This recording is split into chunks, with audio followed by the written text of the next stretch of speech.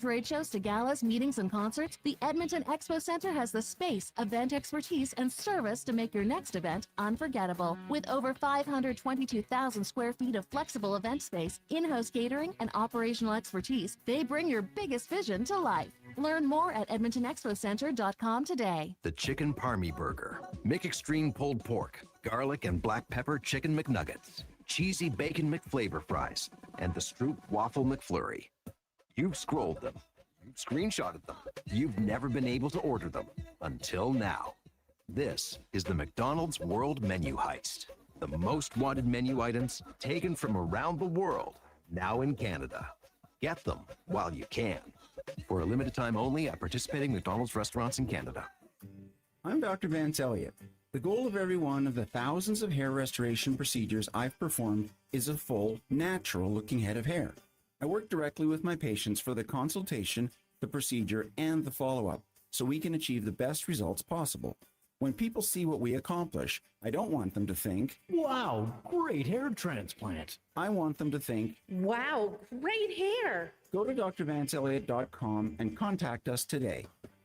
Legendary is here with BetMGM Casino. Download to check out over 4,000 casino games, including exclusive slots like Survivor and hundreds of live dealer games. Unlock Vegas magic and sign up for the BetMGM app. See BetMGM.com for terms. 18 plus, Alberta only. Please play responsibly. Subject to eligibility requirements. If gambling is affecting your mental health or well-being, 211 Alberta is here to help. Call or text 211 or visit ab.211.ca. BetMGM operates pursuant to an operating agreement with the Alberta iGaming Corporation. Standard message and data rates may apply.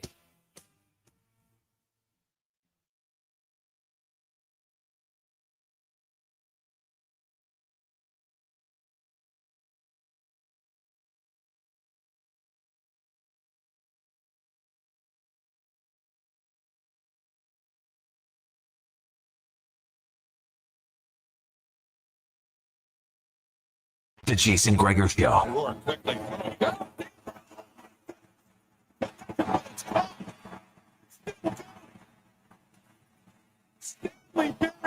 On Sports 1440. Swing and a fly ball, center field. Going back in Church. Back toward the wall.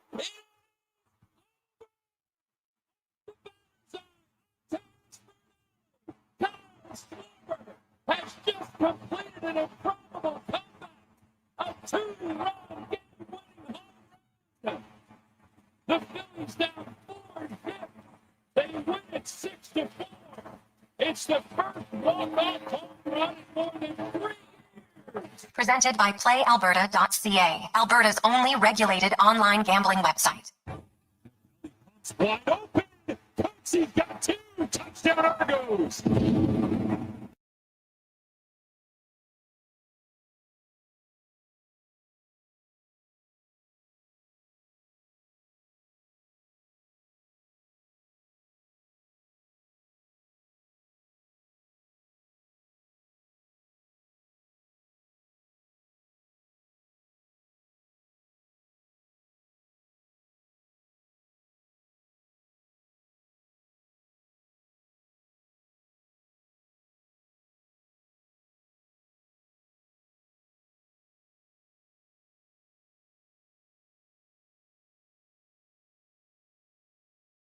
Sports 1440 brought to you by PlayAlberta.ca. Of course, tomorrow's Lotto Max an estimated $10 million. Then on Wednesday, Lotto 649, $18 million gold ball jackpot. PlayAlberta.ca.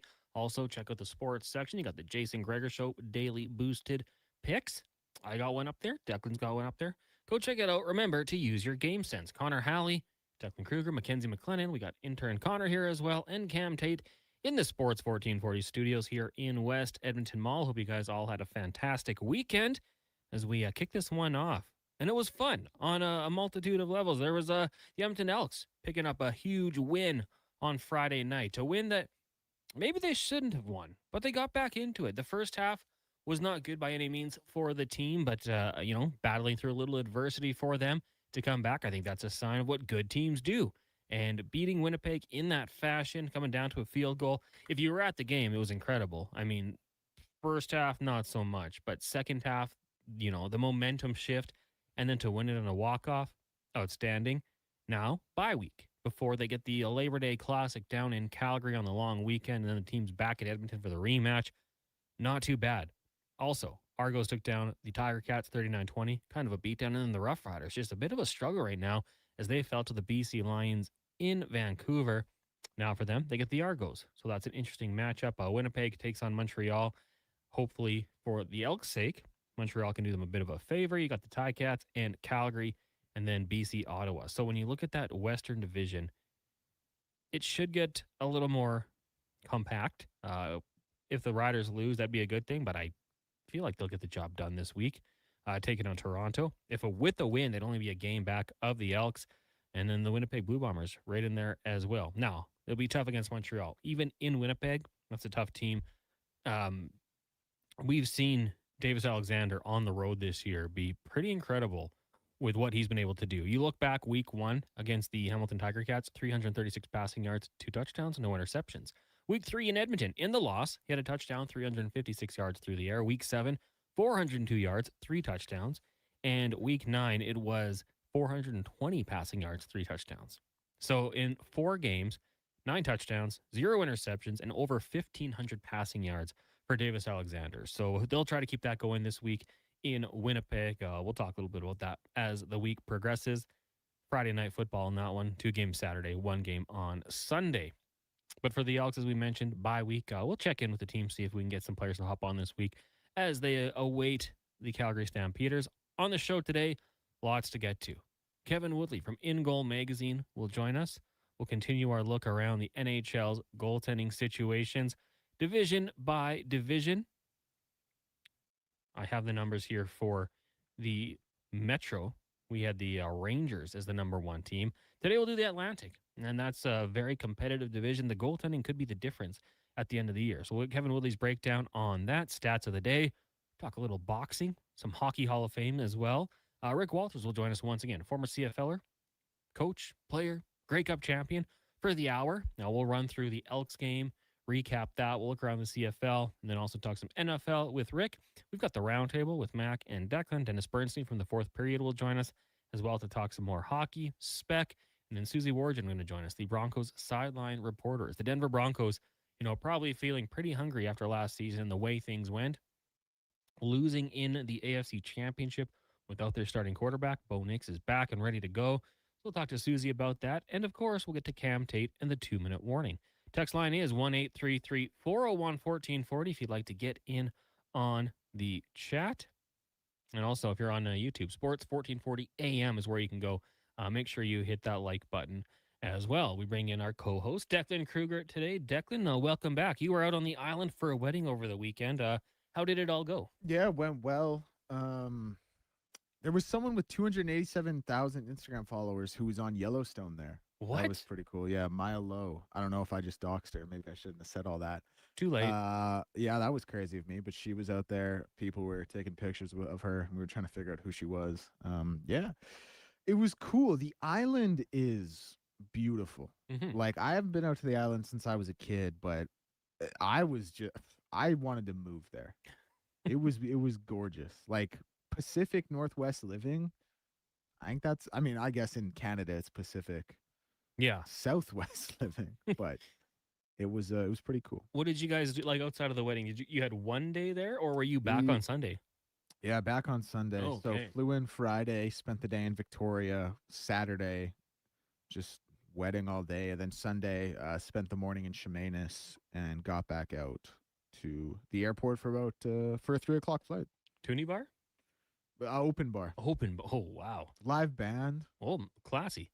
A soiree. It was a really, really, really nice location. Nice. That's awesome. And so you didn't get a chance to watch the Elks game live in person. Obviously, you were heading out. Did you watch it on the telly? Yeah, I got a chance to see what was going on. Tale of Two Habs, obviously, that we talked about. I mentioned this morning at Elks Nation. I mentioned it on Low Tide Show. Like, you'll have games where a team adjusts at halftime, right?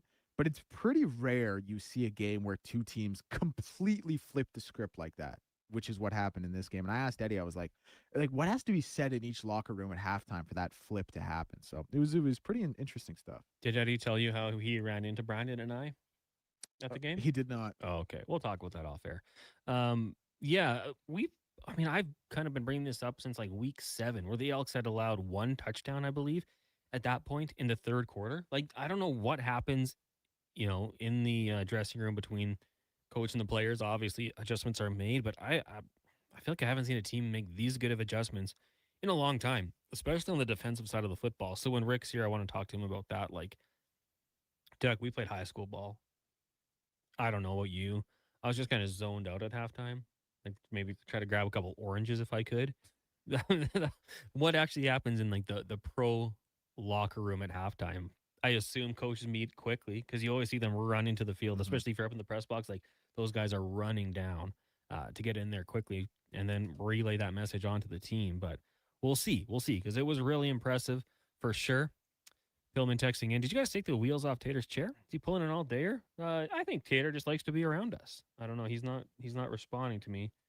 He's smiling. Okay, yeah, he just likes to be around us. That's definitely what it is. Some other news and notes from around the sporting world today. Looks like Deshaun Watson is going to be the starting quarterback for the Cleveland Browns when the season gets going, which is crazy. I mean, we talked about the Broncos with Andy McNamara on the Frenzy a couple weeks ago, and I thought he had like a really, really good point about that organization, and you know what he is.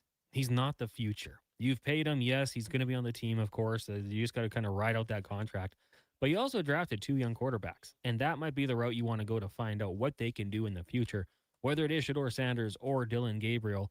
Find out what they are, because then you're going to have to make the next decision. Is that going to be the guy to lead your team, or are you going to be looking for another quarterback in next spring's draft? Well, they're not going that route. It appears. It looks like Deshaun Watson will be the starting quarterback. We know what he can do. He hasn't done that in a long time. And that, to me, is something that I think is very, very interesting. We talked about this Browns team. I like the roster buildup. I like what they've done. I just don't like the quarterback position. And maybe Watson finds his game. Maybe he becomes that guy. But I don't think too many people would be willing to bet money on that. And I don't know. It kind of surprised me when I saw that. Other news, Chuba Hubbard, local running back, Sherwood Park to be specific, had the hamstring injury. I was expected to miss a couple weeks. Looks like it'll just be till the start of the regular season. So he's expecting to be good to go once the season starts. And the New England Patriots, well, we know they upgraded their receiving core. They brought in A.J. Brown and Romeo Doubs this offseason through free agency. And with the injuries to Jalen Reed in Houston, figure why not make that phone call? Kayshon Boutte going to be joining them in exchange for, did I say Jaden Reed? That's who the player was traded for. It was Jaden Higgins, who went down with the torn ACL. So a good target, I would say, for the Houston Texans. His color scheme doesn't change or anything like that. And the Patriots bringing in, moving on from the receiver. So that makes sense. I don't think anyone's too surprised by that one. MTR Texan, Kittle back, CMC back. The George Kittle one is absolutely incredible. Like, everyone knows you don't just play in this league for as long as he has and be as good as you have been without grinding. But to have the injury, the Achilles that he had in January, and then to be back ready to go, I thought for sure he might miss a little bit of time. Christian McCaffrey, we knew he would be back at some point. Yeah, it was just kind of a matter of when. But he will be back. That's good to see. And then also from the CFL, the Ottawa Red Blacks, and this is another thing we'll talk about with Rick Walters, how bad they have been. Jim Popp going to be back as a senior football advisor.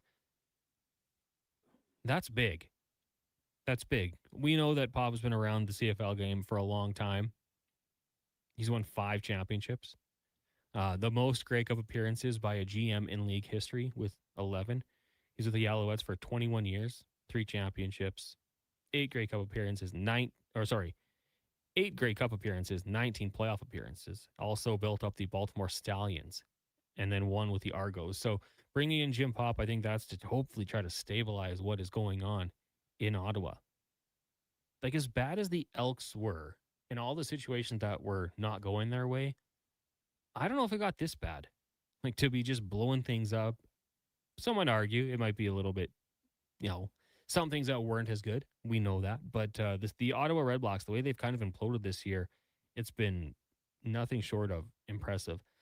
Deck, bringing in a guy like Pop, you think it's too little too late? Or do you think I don't think for this season, but going forward, like a guy who, when he speaks, you listen. Oh, well, it's just the most desperate move you've seen a team make in a long time. This is just another like testament to being a GM and a coach clearly doesn't work out for anyone. I mean, obviously I know there have been cases of success. It's tough though. Oh my goodness, is it ever? No, I don't like this Ottawa team just has so many fundamental problems at so many different levels, whether it be, you know, football ops, whether it be a lot of stuff with the coaching, whether it be the players on the field, guys in the locker room. Like I don't even know as an 0-10 team. Like now you're supposed to listen to a new voice. And like a lot of these guys, I don't think are going to know what Jim Pop has done or meant to the CFL. Like I just think it's such a too little too late desperate move. And I don't really think it'll work out. I think it's great for the organization to have him there, but I just don't think it'll resonate. No, Freds. Isn't Jim Pop like 80? What's next? They're going to bring back Scotty Bowman to be their next head coach? Jim Pop's 61. I mean, don't let the gray hair fool you. I think he's had that gray hair for a long time. He's been out of the CFL for 11 years. Has it been that long? No, it's been 7. 7-11, close enough. I think there's like this is such a mess in Ottawa. I feel like he can get it back on track to a certain extent, but you're not gonna. Well, I don't know. Like, does he want to recommit? Like, he's had a heck of a career. Was it like Rick Lallister was brought back at one point in Edmonton here to try to get things back on track in 2023, right? And he kind of sat in as president and CEO until they found the next guy, the right guy. Mm-hmm. He obviously was here for 9 years, I believe, before that. So I think that he kind of had that experience, was ready to go. I don't know. I kind of equate it to that. Not saying it's going to automatically make things work, but he came in. He still goes to games. You see him, I think, sitting in with Ed Hervey at Elks games still. I don't know. It can't hurt. It can't hurt. I think that's the biggest thing here. And hopefully when he speaks, they listen. But you're right, Declan. Like the last few examples we've seen of head coach GMs, Ryan Dinwiddie being the latest, it's just too much on your plate. I think being a head coach in the NFL CFL takes too much of your effort.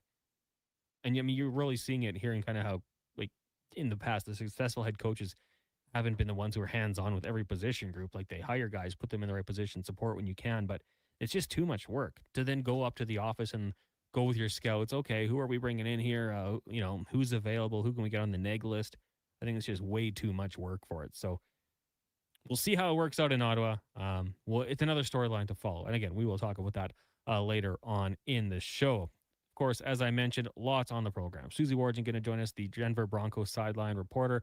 We'll talk to Speck, get his thoughts on, maybe what Leon Draisaitl said in the European press tour about being coached by Mike Babcock. Interesting stuff. Dennis Bernstein, we'll look around the NHL with him. We've got the roundtable with Mac and Declan. Rick Walters going to join us. We'll hear the stats of the day. But coming up next, we will be joined by Kevin Woodley from In Goal Magazine as we continue our look at the goaltending rankings. Today, we'll talk Atlantic. It is the Jason Gregor Show here on Sports 1440, streaming on YouTube, Facebook, X, Instagram, and Twitch, brought to you by PlayAlberta.ca. Wow, get ready for a silly hockey fans.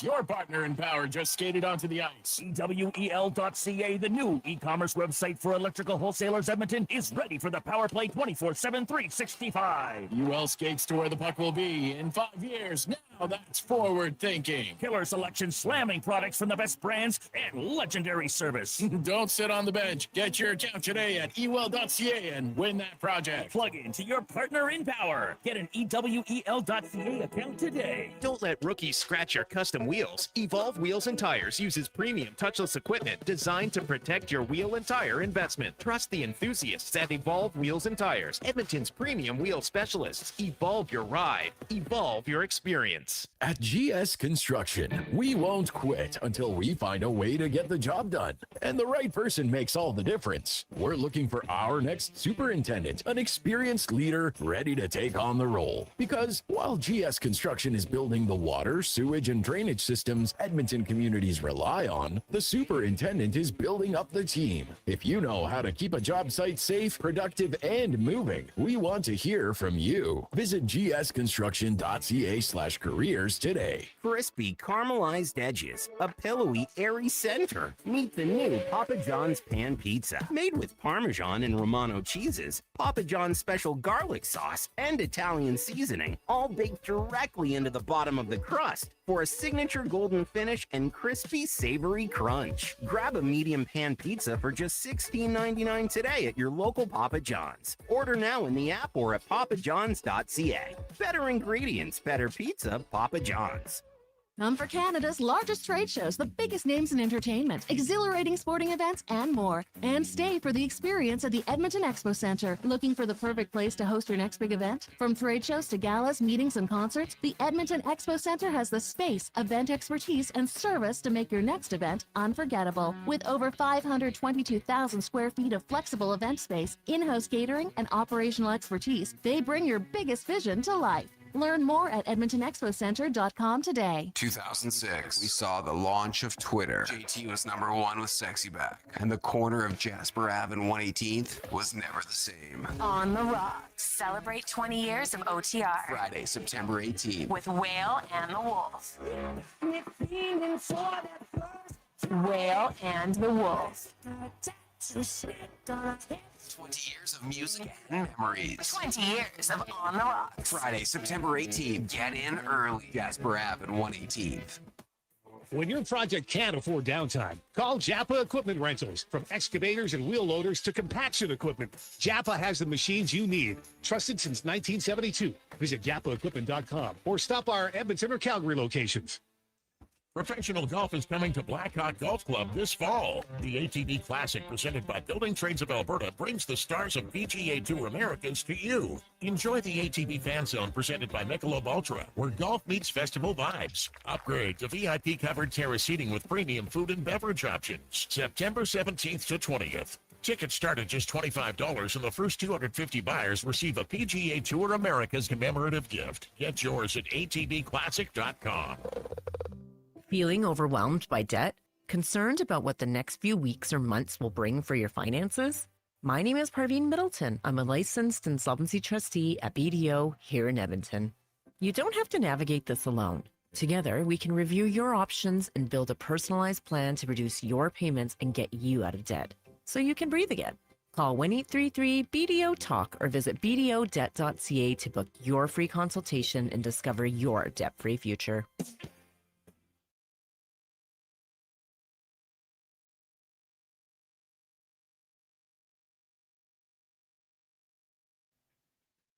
Portions of this hour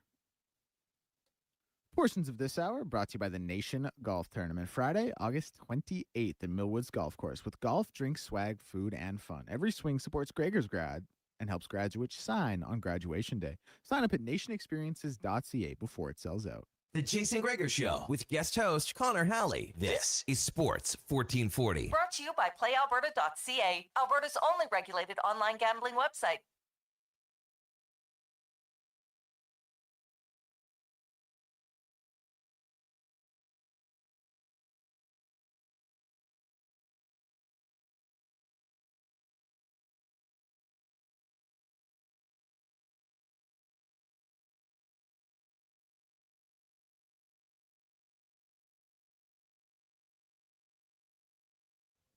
Oh, Declan.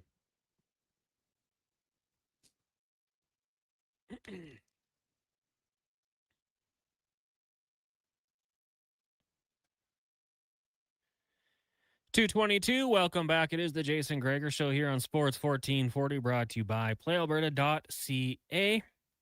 Tomorrow night's Lotto Max, an estimated $10 million. Wednesday, you got the Lotto 649, $18 million gold ball jackpot.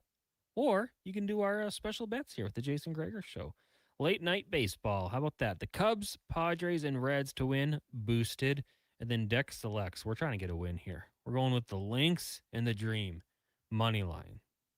Just get back on track here on the winning side of things. Remember, use your game sense at playalberta.ca. Connor Halley, Duncan Kruger, Mackenzie McLennan, and Cam Tate hanging out with you here from the Sports 1440 studios. If you're not tuning in, you can always watch us on YouTube, Facebook, X, Instagram, and Twitch. YouTube is probably my recommendation. We got a nice little chat going there. You can hop on, say hi to Mac as we roll through the show today. We got the stats of the day coming up in a few minutes. Rick Walters, Dennis Bernstein, Mark Spector, and Susie Wargen, Denver Broncos sideline reporter. I wonder if Susie's ever got ran over by a player. I think that would be one of those things. You got to keep your head on a swivel. Inevitably, it does happen. Those camera guys probably get it the worst. Or like the photographers, they're on their knees taking a picture, and when you're getting a guy coming towards you, there's nowhere to go. You're just taking that hit. So we'll talk to her about that and more. But right now, we're going to go around the NHL. Brought to you by McDonald's.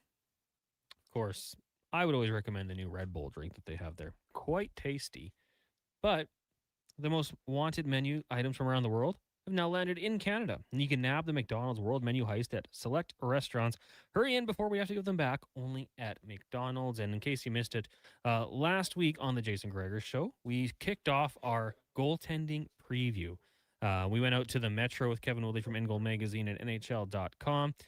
Ranked our teams 1 through 8. And a little bit of a change with that. It's not a duo. It is the trios. So we'll let you know when Kevin gets back on. We'll recap how we did with the Metro. The Atlantic Division last year, I think, as everybody kind of knows, extremely competitive.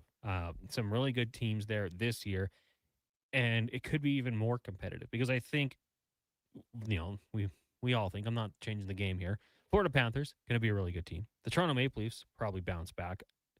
Can the Canadians, Lightning, Sabres all keep it going? The Bruins would be interesting. The Lightning, obviously good. The Sens, that's the team I'm watching out for. Did they get better by losing their captain? Really good goal scorer? I don't know. They moved on from him pretty quickly and sent him to a divisional rival who has Stanley Cup aspirations. Seems like they wanted him out of there. But we're talking goaltending as we bring in Kevin Woodley from In Goal Magazine at NHL.com. Kevin, how was the weekend? It was good. It was good, Connor. It was really good. I watched a lot of volleyball streaming over the weekend. My daughter's team down in Hawaii, her second year in college, proud dad moment. She had their first tournament against a bunch of teams from Alaska. They called it Hawaii Alaska Challenge, and she got her first touches. She got into the game for the first time as after redshirting last year as a freshman. So super proud dad moment to see her get to do that. And that was I watched a lot of. It was nice weather here. I spent most of it just watching indoor volleyball.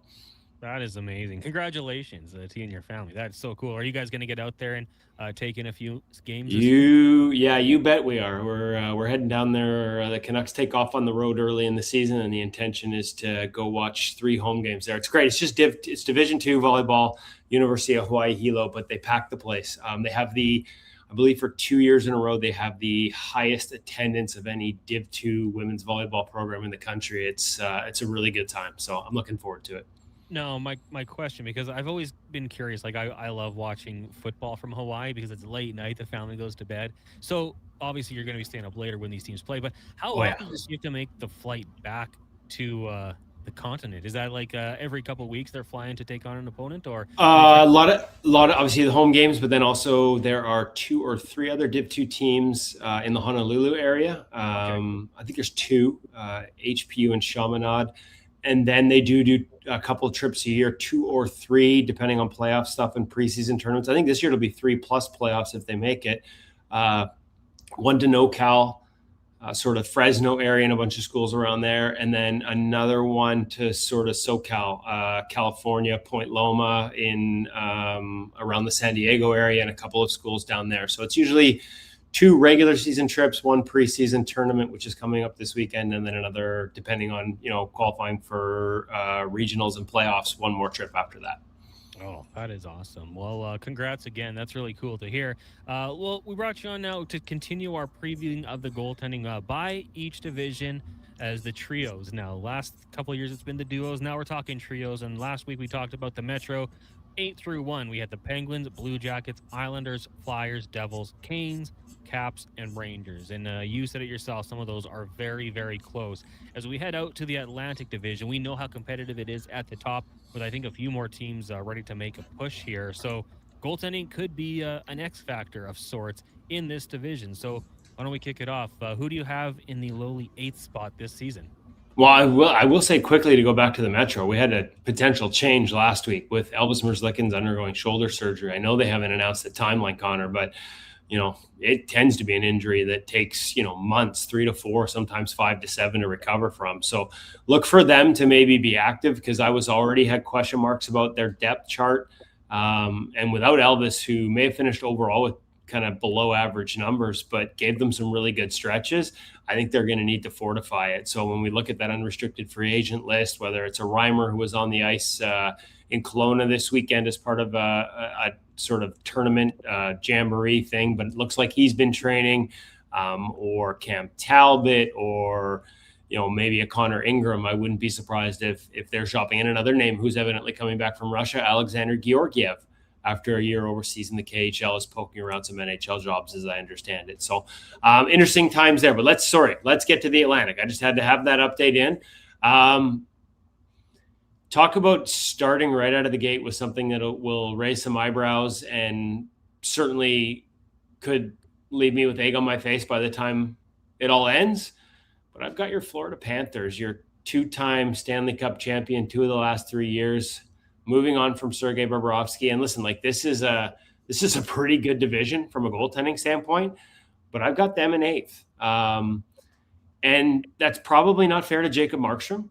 He was below expected last year, about 0.5%, which is a goal every 200 shots below league average. So not a huge margin, but 58th in the NHL. He was actually a lot better than that when he was healthy, Connor. If you take a look at the times he was sort of coming back and talking to people around the situation, it sounds like coming back early, where he just wasn't moving well, but he came back and wanted to be back in the net for the Devils. And then you look at some of the games he was in where they left him in, for 8 goals, just cooked his numbers on some of those nights. And some of the stretches where he was playing at less than 100% cooked his numbers. So I know he's capable of better. I think he actually was better than even the adjusted proprietary numbers show last year. But I've got questions. I mean, he's a guy that likes shots and relies a little bit on feel and rhythm. He's not necessarily a technician. And, maybe goalie coach Robbie Tallison's helped dial that in a little bit. But I think it's fair to ask whether this might be a tough fit behind a team that doesn't give up a lot of shots. They're not a team that gives up volume. And they could be a team that is a little difficult for him to play behind. They're good defensively, but in terms of how they defend fitting his strengths, I've got some questions there. And I hope he proves me wrong. Like I said, I think he was better than most people realized last year. But then behind him, Akira Schmid was close to -2% last year, behind a 900 expected in Vegas. So good defensive environment. It wasn't about poor defending. And he was almost 2 goals below league average on every 100 shots. So that's 2 goals every 3 games, Connor. That's, he, again, technical guy, almost the opposite of Markstrom, doesn't rely a lot on feel, puts himself in position to be hit. He's a big body. He's got decent hands. And so maybe he will be a better fit behind Florida. But the numbers he had last year, the lack of experience, and then Cooper Black, who's never played in the NHL, being in the 3 spot there, be interesting to see if they look for help on waivers or sign another sort of NHL experienced goalie. But when I add up 1, 2, and 3, it's kind of hard to put them ahead of any other team in this division. All right. I mean, I think a lot of Oilers fans are okay with that. I mean, they'd be happy to hear the Panthers potentially with the lowest goaltending trio in the division. We'll see how it plays out, though. How about at number 7? Well, I could have made even more headlines if I had put this team 8th. And honestly, when I look at it, the argument between the two of them and the ties between the two of them make it somewhat ironic. And, you could do this argument either way. It's the Toronto Maple Leafs. And I say that as somebody who, my personal opinion is I think Bobrovsky will probably be fine there. I don't worry about his age. I've seen some of the writing on just how he takes care of himself, and we've done a lot of that writing in years past. This guy's just he's an elite athlete when it comes to his conditioning and the way he looks after himself. But the reality is, in 7 of his 8 years in Florida, he underperformed what a league average goalie would do. So good in the playoffs, but just hasn't been that in the regular season. Last year, those numbers dropped all the way down to 81st, 2 goals on every 100 shots below league average. Maybe some of that was just wear and tear coming off 3 straight runs to the Stanley Cup finals and 2 straight victories. So maybe there'll be a bounce back just in terms of rest for Sergei. He'll be focused. He'll be in the right kind of condition. Anthony Stolarz had his worst year last year of the last 4 or 5, and he still finished slightly above expected. So there's the hope for upside.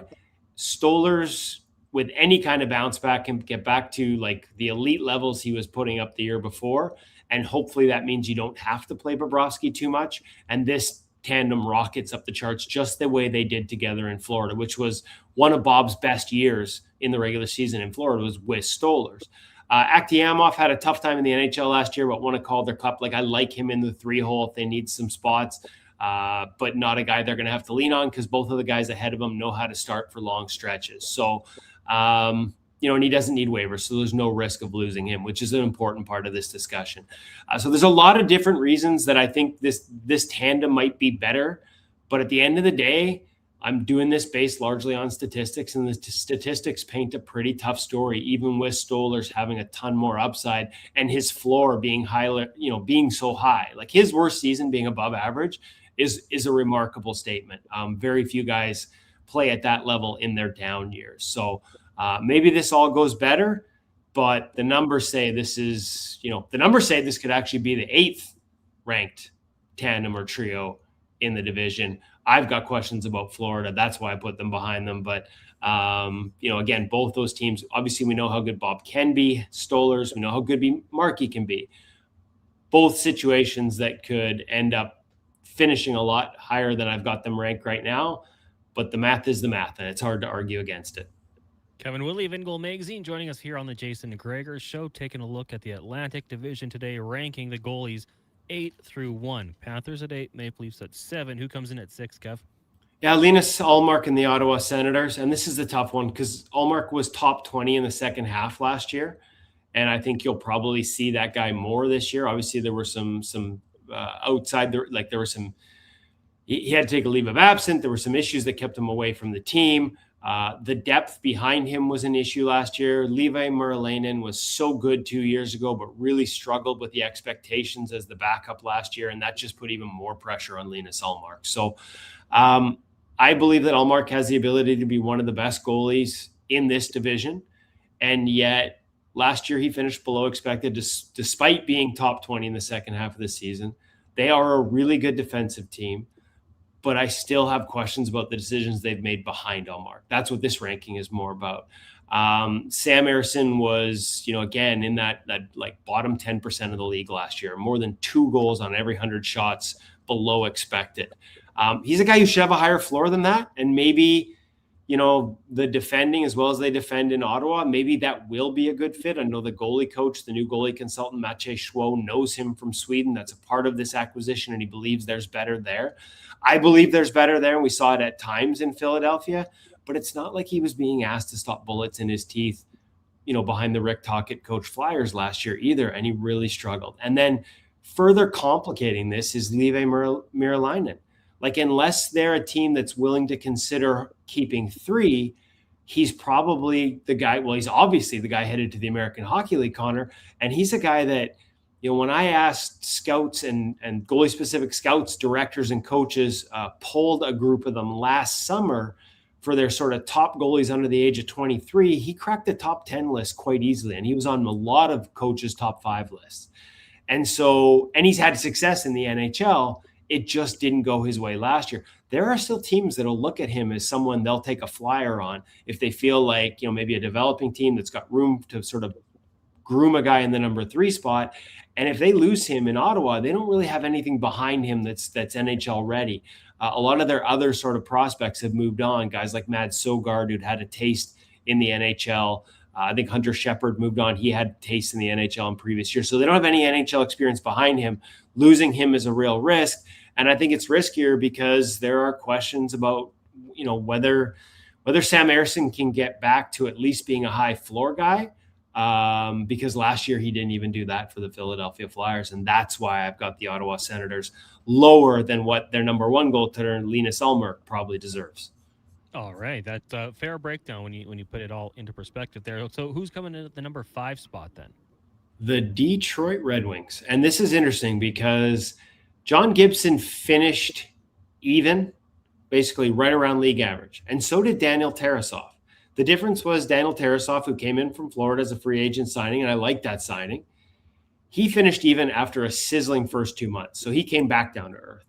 Gibson started slow. He was playing a little low and wide in his stance. He sort of got his feet back under him, and started playing more like the John Gibson we saw in Anaheim. And he was actually really good. Like his numbers in the second half, despite the team collapsing down the stretch, still were above expected.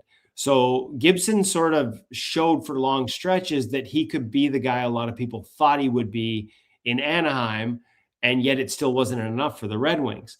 There's questions about Tarasov because it's so much of his numbers was based off a hot start and he came back down to earth. And then behind him, there's no NHL experience, but there is upside. Trey Augustine is turning pro this year. Michael Prostova had a really good year last year, outplayed Sebastian Cossa to the point where they made him expendable. Listen, like Augustine has no experience as a pro, and it's going to take time. They're going to need John Gibson at his best, and they got it for stretches last year. Tarasov has upside, but the reality is they are both just holding this job for Trey Augustine, who I believe firmly is going to be a star in this league. We've seen goalies hit earlier. We've got another name further up this list on these rankings that's kind of showing it doesn't always take time, quote unquote, for goalies to develop. And Augustine could very much be one of those guys. But for now, he's depth.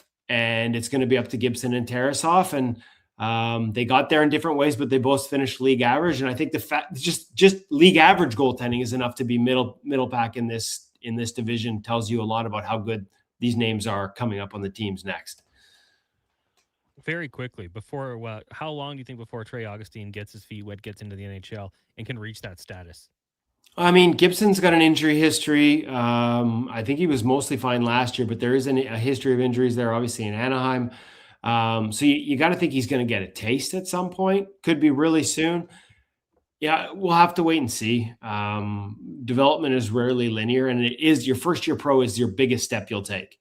And so maybe there needs to be some learning in the American Hockey League. But I just think this guy's got all the tools, and I think he's going to be up there before long. Like he could get a taste this year, push for a backup spot by next year, and be pushing for more than that 2 years from now, 3 at the most. I mean, they slow cooked him in the NCAA for 3 years. There was nothing left to prove there.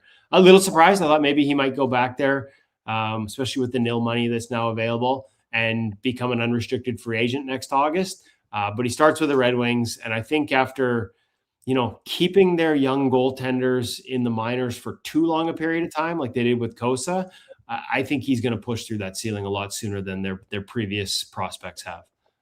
Kevin Woodley of In Goal Magazine joining us here on the Gregor Show. Connor Halley sitting in. So we've done the last 4: Panthers, Maple Leafs, Sens, Red Wings. Who are the top 4 now? I got Boston in the 4 spot. Jeremy Swayman had a really great bounce back season last year. Full goal, full percentage point. So a goal every 100 shots is the best way to think of that, above expected based on the environment. Swayman has the ability, Vezina finalist last year. He has the ability to be the best. Like there's a handful of guys that are like at the elite of the league. Like obviously we've got Tampa and Vasilevsky. Dobish had a great year. Like there's some really good goalies in this division. Swayman has the ability to be the best of them. So he's a guy that could push this up. The only reason they're as low as they are right now, it's not so much about him. It's about the lack of experience behind him. And I am a big Michael DiPietro guy. He's going to get his shot this year, I believe. That they traded away Jonas Korpisalo to clear room for Michael DiPietro in the offseason. Brandon Bussey, who played with DiPietro in the minor leagues, told me he should have been in the NHL last year, if not before that. He's going to get a shot. I believe he's going to be just fine in that role. But the reality is he's never done it before, and there might be a few growing pains. And then you add the fact that Yuri Patera, who missed almost an entire season 2 years ago because of injury, was good in the American League behind a bad team in Abbotsford last year, but only got into 1 NHL game with the Canucks. He was kind of hung out to dry, but at the end of the day, he gave up 7. That's your 3 spot in the organization. They go from having a glut of depth to not having a ton of it. And that's the reason I've got the Bruins 4 behind some other teams in this division. All right. So who's on the podium in the number 3 spot here? Tampa, which might feel insulting to a guy like Andrei Vasilevsky, who is full value for winning the Vezina Trophy last year. Plus 0.9%. So a little bit below what Swayman had on a sort of per shot basis when you adjust for shot quality, but still a really good sign. Played a lot, bounced back. They're kind of a lot like Montreal, who we'll talk about in a minute. Kind of depends. My answer to where I rank them depends a little bit on who the backup is. Like they traded for Dennis Hildeby, And I really like Dennis Hildeby as a fit for how they play and his strengths and his relative strengths and weaknesses. He was, again, much smaller sample size, but his adjusted save percentage was actually slightly better than Andre Vasilevsky's last season. And so if it's him, I might even put them up, but I don't know if it's him because Jonas Johansson's still under contract. And, he's a guy that was almost 2% below expected last year. Very opposite end of the spectrum, almost 2 goals worse than league average on every 100 shots.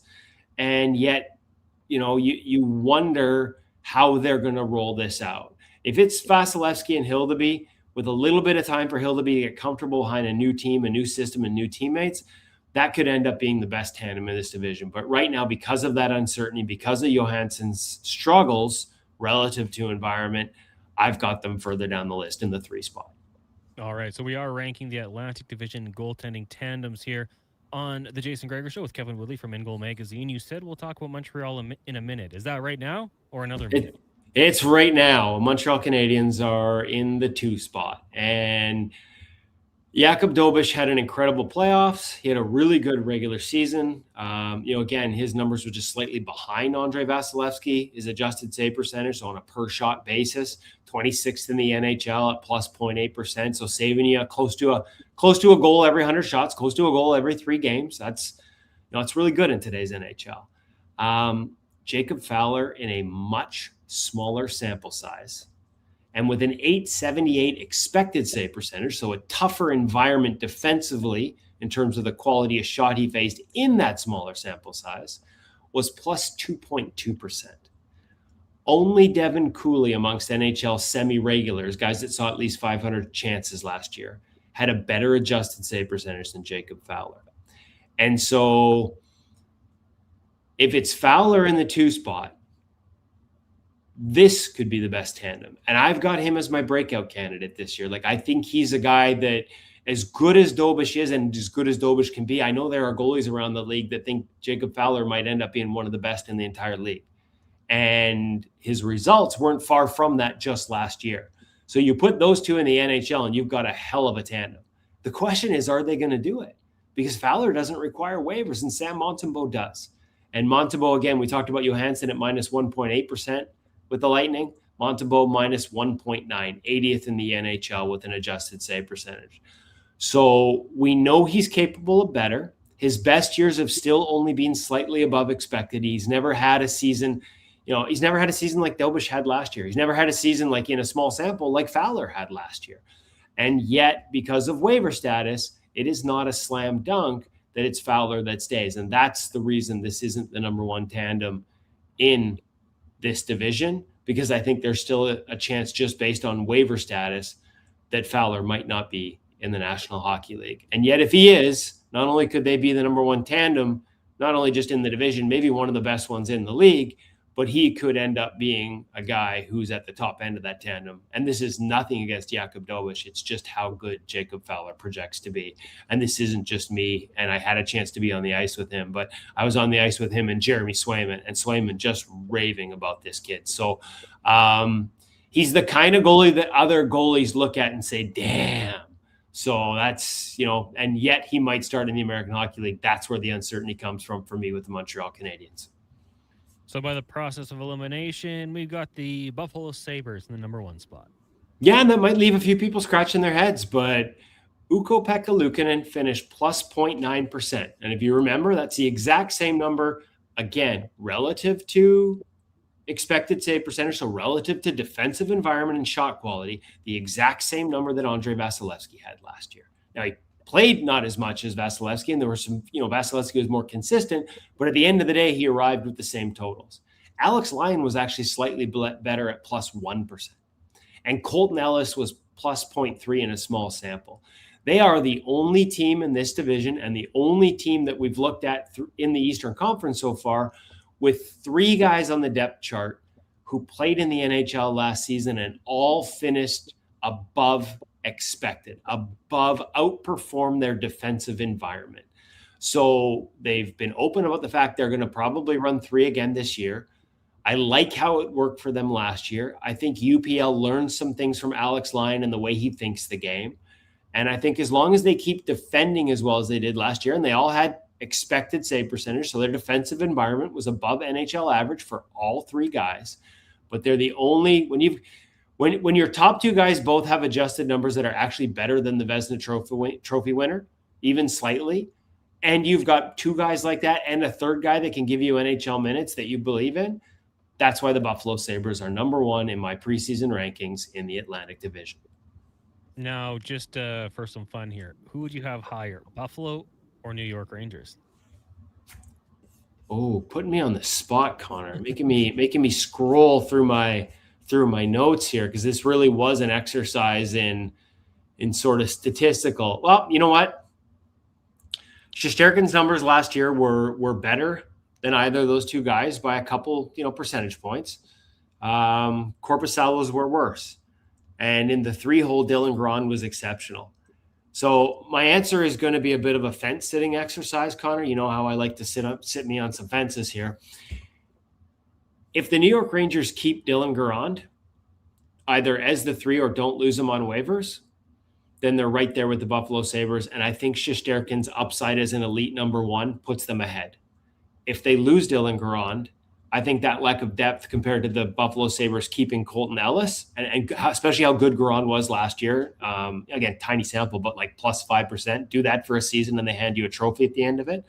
How they handle the goalie situation will determine which one I would have higher. I think Shesterkin's upside probably puts him higher for me right now, but that depth that Buffalo has, it's enviable, and their willingness to roll with 3 to hang on to it, I think is a smart decision. You can call it fence sitting. I'm going to call it a fair, thought out answer, Kevin. So thank you very much. I put you on the spot. You gave a good answer. We'll do this again next week, but we're not going to do the Pacific yet. We're going to save that for the final, right? Best for last, my friend. Best for last. I don't know if that means it's the best division, but we got to keep that suspense building for the hometown teams. By the way, I was on the ice this morning, and on my way out, I saw Ryan Nugent-Hopkins coming in for a little 3-on-3 skate. So I didn't ask him for any official rankings, but maybe I should have. We've got a couple weeks. Maybe I'll see him again next week. I was going to say, take a look next time you see him. Kevin, thanks a lot for doing this. Appreciate it, Connor. Have a great week. There you go. That is Kevin Woodley of In Goal Magazine at NHL.com. We'll take a quick break here. When we come back, stats of the day is the Jason Gregor Show here on Sports 1440, streaming on YouTube, Facebook, X, Instagram, and Twitch. Brought to you by PlayAlberta.ca. You see it? Fusion Promo Marketing can make it. Fusion makes high-quality, memorable promotional products for businesses, sports teams, and corporate events. From vision to reality. Get noticed and remembered. Fusion with a Z. PromoMarketing.ca. National Expos Project team takes the field, folks, ready to execute the entire plan for new commercial vehicles. Absolutely. They're masters of design, build, sketching strategy from initial blueprints to core electrical infrastructure. The team never misses on complex projects. Known for handling big league constructions and major renovations, ensuring flawless execution. Hire the National Electrical team to bring home a win for your project. Visit actionelectrical.net. Legacy Heating and Cooling is your #1 air conditioning company. So when you can't take living in oppressive heat any longer. Call Legacy. Call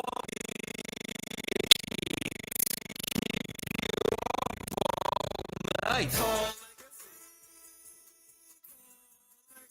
You've decided that you deserve to be cool and comfortable. Call Legacy. Call Legacy. And with no payments, no interest for 1 year, it could only be Legacy Heating and Cooling. Tee up for a great day on the course and support the Stony Plain Eagles Senior Men's Hockey Club. It's the Stony Plain Eagles Golf Tournament. Gather your foursome and join the Eagles August 25th at the Links at Spruce Grove for a 2 p.m. shotgun start. Enjoy a fantastic afternoon of golf, great company, and friendly competition, all while supporting the Stony Plain Eagles. Get all the details and register today at stonyplaineagles.com. Thinking about switching vehicles? Think Subaru. The Subaru Crosstrek was named the 2026 Auto Trader Best Subcompact SUV. And once you drive it, you'll understand why. With impressive fuel efficiency, legendary Subaru symmetrical full-time all-wheel drive, and generous ground clearance, the Crosstrek is ready for your Monday commute and your Saturday adventure. This month, take advantage of loyalty rates as low as 0.49%. So, before you decide your next SUV, come experience the Crosstrek for yourself. Visit your local Subaru dealership today. Welcome to Uncommon. Photographers, start your cameras. Vision Credit Union's annual photo contest is back. We're asking you to show us the people, places, and moments that made you glad you chose this rural life.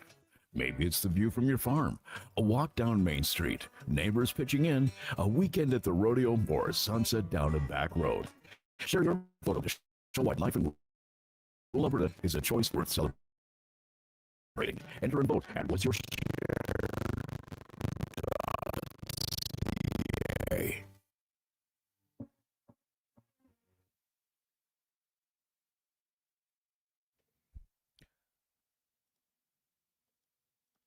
Portions of this hour brought to you by Cantor. We offer sale, rental, repair, and calibration of hydraulic, pneumatic, and battery-powered torque wrenches, stud tensioners, and flange maintenance equipment. Order today at cantorque.com. The Jason Gregor Show with guest host Connor Halley. This is Sports 1440. Brought to you by PlayAlberta.ca, Alberta's only regulated online gambling website.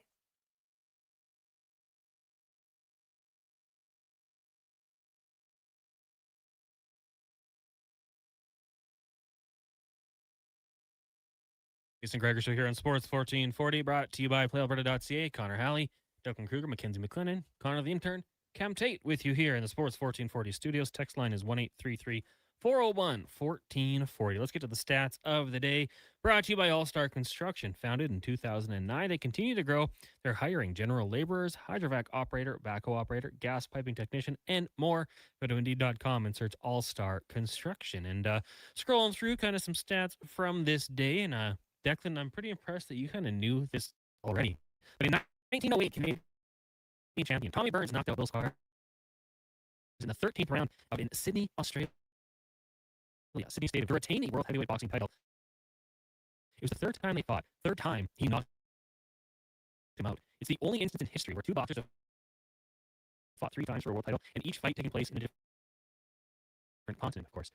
North America, Europe, and Australia. Burns' reign as heavyweight champion lasted for 2 years, 10 months, 3 days. It's the 19th longest reign in heavyweight history. His 11 consecutive successful title defense is the joint for the 4th highest total in heavyweight history, alongside Vitaly Klitschko, behind Vladimir Klitschko at 18, Larry Holmes 20, and Joe Louis at 25. Joe Louis, perfect dessert. Although Trevor Berbick and Brian Stiverne have also won a version of the heavyweight championship, Burns is the only Canadian-born heavyweight. They're all Canadian citizens, born in Jamaica and Haiti, but Burns is the only Canadian-born in heavyweight history. Also, fought anyone. We know it was different times back in 1908. This guy would take on anyone. So, shout out Tommy Burns if you haven't read his story. It is very cool. Also on this day, in 1972, Gordie Howe and Jean Belo were inducted into the Hockey Hall of Fame. They had combined 3,069 points. I wanted to take a look back and see which Hall of Fame class had the most points. Declan, who do you think would headline the Hall of Fame class with the most points?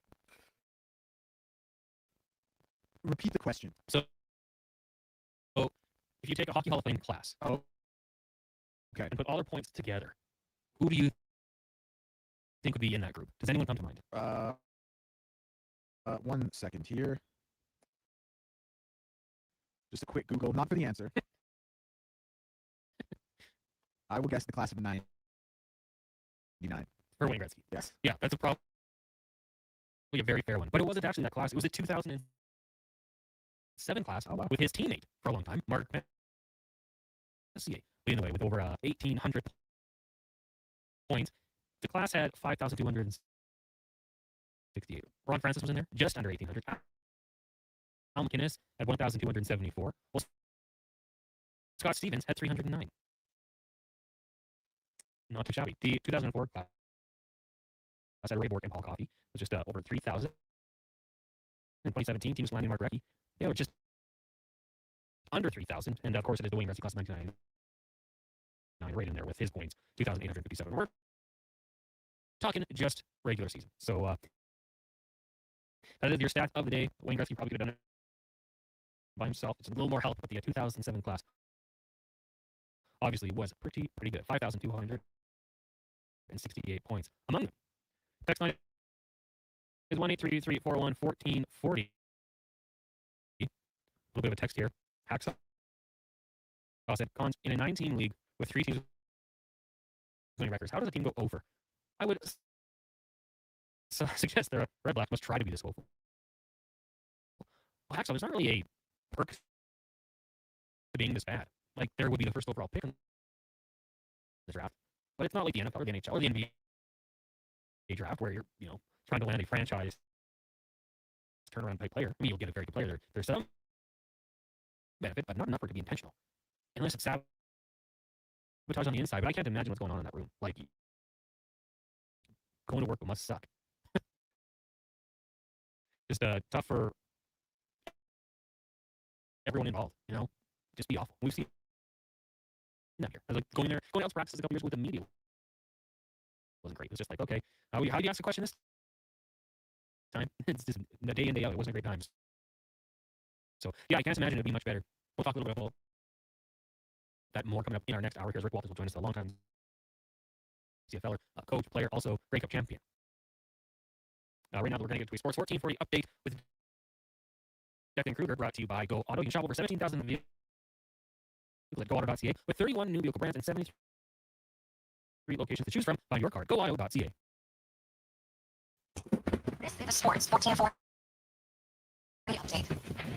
News from around the sporting world. The Toronto Network signed Williams for the extreme hardship contract in the CFL. Zach Strap but not active at Bombers practice today. And from the Oilers, new cycle, Leon Draisaitl says he's excited to play under Mike Babcock, saying, quote, we're looking to be coached. And they'll be actually going at 4:40 today with the Red Sox, Marlins, the Rays, and the Tigers. Late game tonight, we'll see the Reds and the Giants.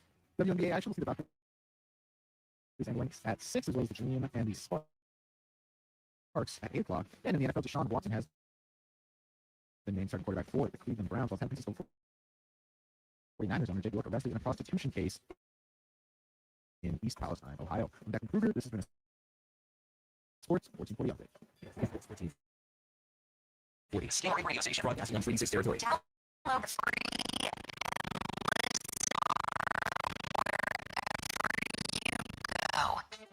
Tap into the fun of Play Alberta's most popular casino games. From the fast-paced spins of Cash Eruption to the retro thrills of Sevens Wild, online excitement is always at your fingertips. Spin through your choice of popular slots or discover Alberta-exclusive games you won't find anywhere else. Visit playalberta.ca/Gregor to learn more. That's playalberta.ca/Gregor. Must be 18 plus to play. If you gamble, use your game sense. Are you a skilled laborer? All-Star Construction wants to talk to you. A heavy equipment operator with Traco or backhoe experience, All-Star Construction wants to talk to you, too. With work in and around Edmonton for local land developers, All-Star Construction offers year-round employment. Whether it's power, gas, or telecom, developers rely on All-Star Construction to get the job done. So if you're a skilled laborer or a heavy equipment operator with Traco or backhoe experience searching for work, search All-Star Construction on Indeed. Everything is going to be okay. Any business, regardless of size, can stumble occasionally. I'm Dan McDicken, a licensed insolvency trustee with Favor. If your business faces financial challenges, our team of chartered insolvency and restructuring professionals have corporate debt recovery solutions that work. Schedule your free Faber Focus session at faber.ca today. Chances of a positive outcome increase if you engage Faber sooner rather than later. Legacy Heating and Cooling is serious about cooling. In fact, we offer multiple ways to cool your home. So you better call Legacy. Call Legacy. If you're looking for traditional air conditioning, we got you. Call Legacy. Call Legacy. Or ask us about a heat pump to help you heat and cool. Call Legacy. Call Legacy. Cool with AC or cool with a heat pump. Cool your home with Legacy Heating and Cooling. For over 60 years, the folks at Diablo Boots have been selling the best Canadian-made boots. Handcrafted in Winnipeg, Canada West makes the best quality bike and work boots for Diablo Boots with replaceable soles and heels. Why buy cheaper quality like Ariat, Justin, and Red Wing made in China? When Canadian-made is better. Support Canada's workers and Diablo Boots for the best boots. So save on boots by Save On Foods. That's Diablo Boots, 3340 Gateway Boulevard on the east side of Save On Foods. Canada West and Diablo Boots, the two best names in the boots business. Ford employee pricing is on now. and you pay what we pay on virtually our entire lineup of Ford vehicles. Visit your Alberta Ford store today.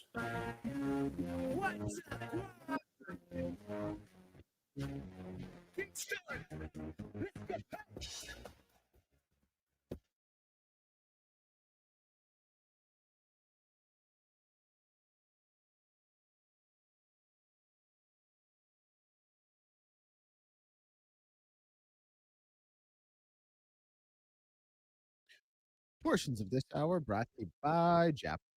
Need equipment on the job fast? Japa Equipment Rentals in Atchison has you covered. Excavators, wheel loaders, compaction equipment, and more, backed by expert service. Visit japamachinery.com. The Jason Gregor Show with guest host Connor Halley. This is Sports 1440. Brought to you by PlayAlberta.ca, Alberta's only regulated online gambling website.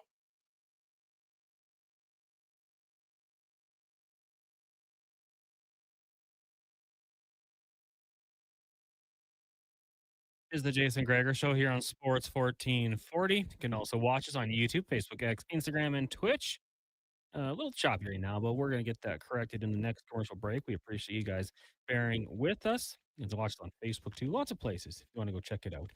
The show brought to you by PlayAlberta.ca. Of course, tomorrow night, Lotto Max, an estimated $10 million. And the Lotto 649 on Wednesday, $18 million gold ball jackpot. PlayAlberta.ca. Remember to use your game sense. Connor Halley, Duncan Kruger, Mackenzie McLennan with you here in the Sports 1440 studios. Lots to get to still on the show. We're going to talk some Denver Broncos. Look around the NHL. Spec will be by. We got Cam Tate's 2-minute warning. But right now, we're going to get to our big guest of the day, as we do every Monday here on the Jason Gregor Show. Brought to you by the Spruce Grove Saints. We're looking forward to opening night, September 18th, followed by a spectacular 2026-2027 season. Saints Hockey School runs from August 24th to the 28th, all ages, U9, U11, U13, and U16. Sign up today at sgsaints.ca as we bring in longtime CFLer, player, coach, Grey Cup champion, Rick Walters. Rick, good afternoon. How are you doing today? Hey, Connor, doing well. How are you? How are things? Oh, doing good. Happy to be back chatting with you here, taking a look around the CFL and specifically in this segment, at least the Edmonton Elks, who picked up another win on Friday night. It was a great night down at all around. I think if you're a fan, you probably enjoyed the competitiveness and the comeback in the game. The weather was great. And then for the Edmonton Elks heading into their bye week on the winning side of things, even with wins from all the other Western Conference teams, they'll still be in first place when they come back. So that's pretty encouraging. I guess you'll start off. What were your takeaways from that game with the Elks win over Winnipeg? Lots of great points of that game. Obviously, again, it's kind of funny. We've talked a little bit about a tale of two halves with how the teams are kind of going right now. That I think the first half offensive was a struggle. Lots of struggles on the first half. Didn't really have an answer to what Winnipeg was doing. Winnipeg plays a lot of match defense. Match defense is a little bit of a unique defense that you don't see all the time. You don't necessarily practice against it all the time. And really what all the match defense is you try to outnumber how many offensive players are kind of coming in. So if there are 3 receivers, then you try to have 4 defenders. Now that does mean you take from the box. By box, the guys over top within tackle to tackle. So you'll have to remove somebody from the box in order to outnumber sometimes in the number game. And then on the other side, so if you can imagine 3 receivers to the field, 2 to the boundary. So they'll take the Sam linebacker, the halfback in the corner, and then they'll probably add the free safety over top. So there'll be 4 defenders to your 3 offensive people. And then they kind of match up what that looks like. They'll play different coverages over that. Sometimes you'll have the corner down. Sometimes you'll have the half down.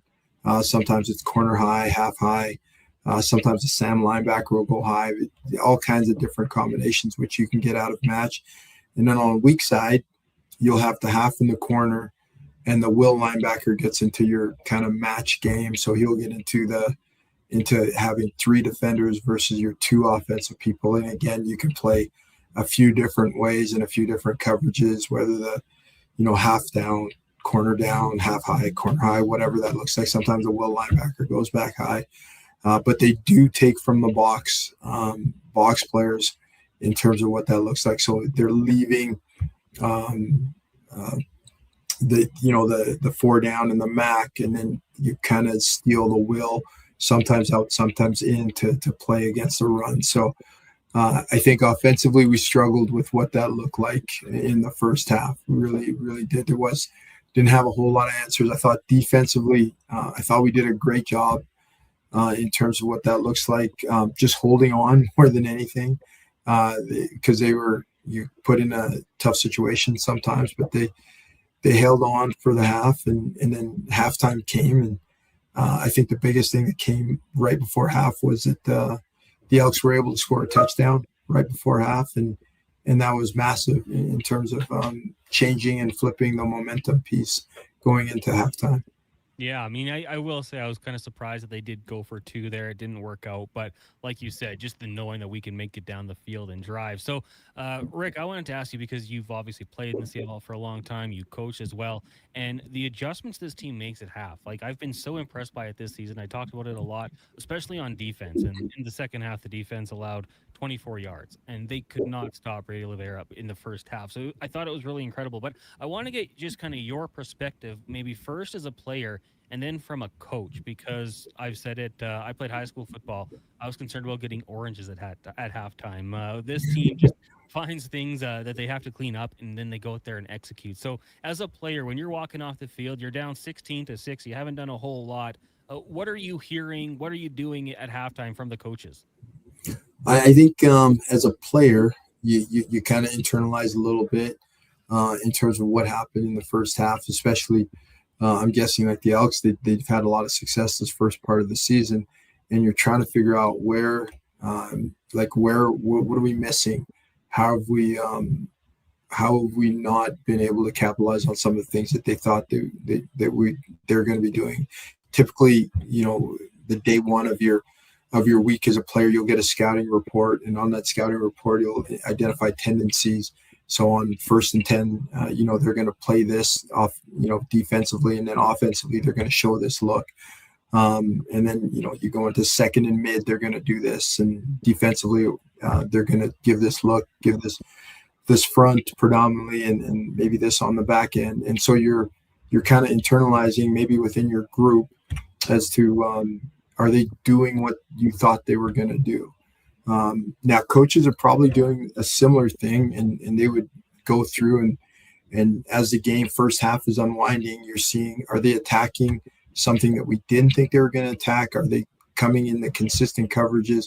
So when you look at analytics, and sometimes you're watching the TSN broadcast and guys are on the computers up top, basically that's what they're doing. They're just filling in the data as to how people are playing for the first half. Does it correlate? Is it the same as what we thought they were going to do? Is it what we were expecting them to do? Or is it completely different? Have they showed up today and they came up with a completely different game plan than what they've been showing for the last 3 or 4 weeks previously? Now, if it's the same, then you got to look at what your game plan was looking at and say, well, maybe our game plan was crappy and we came in with not what it's expected. Maybe players are losing battles. If it's different, now you got to look and see, how do we all of a sudden become successful what we're doing? You'll see play callers with their sheet, and they're crossing things out, erasing things.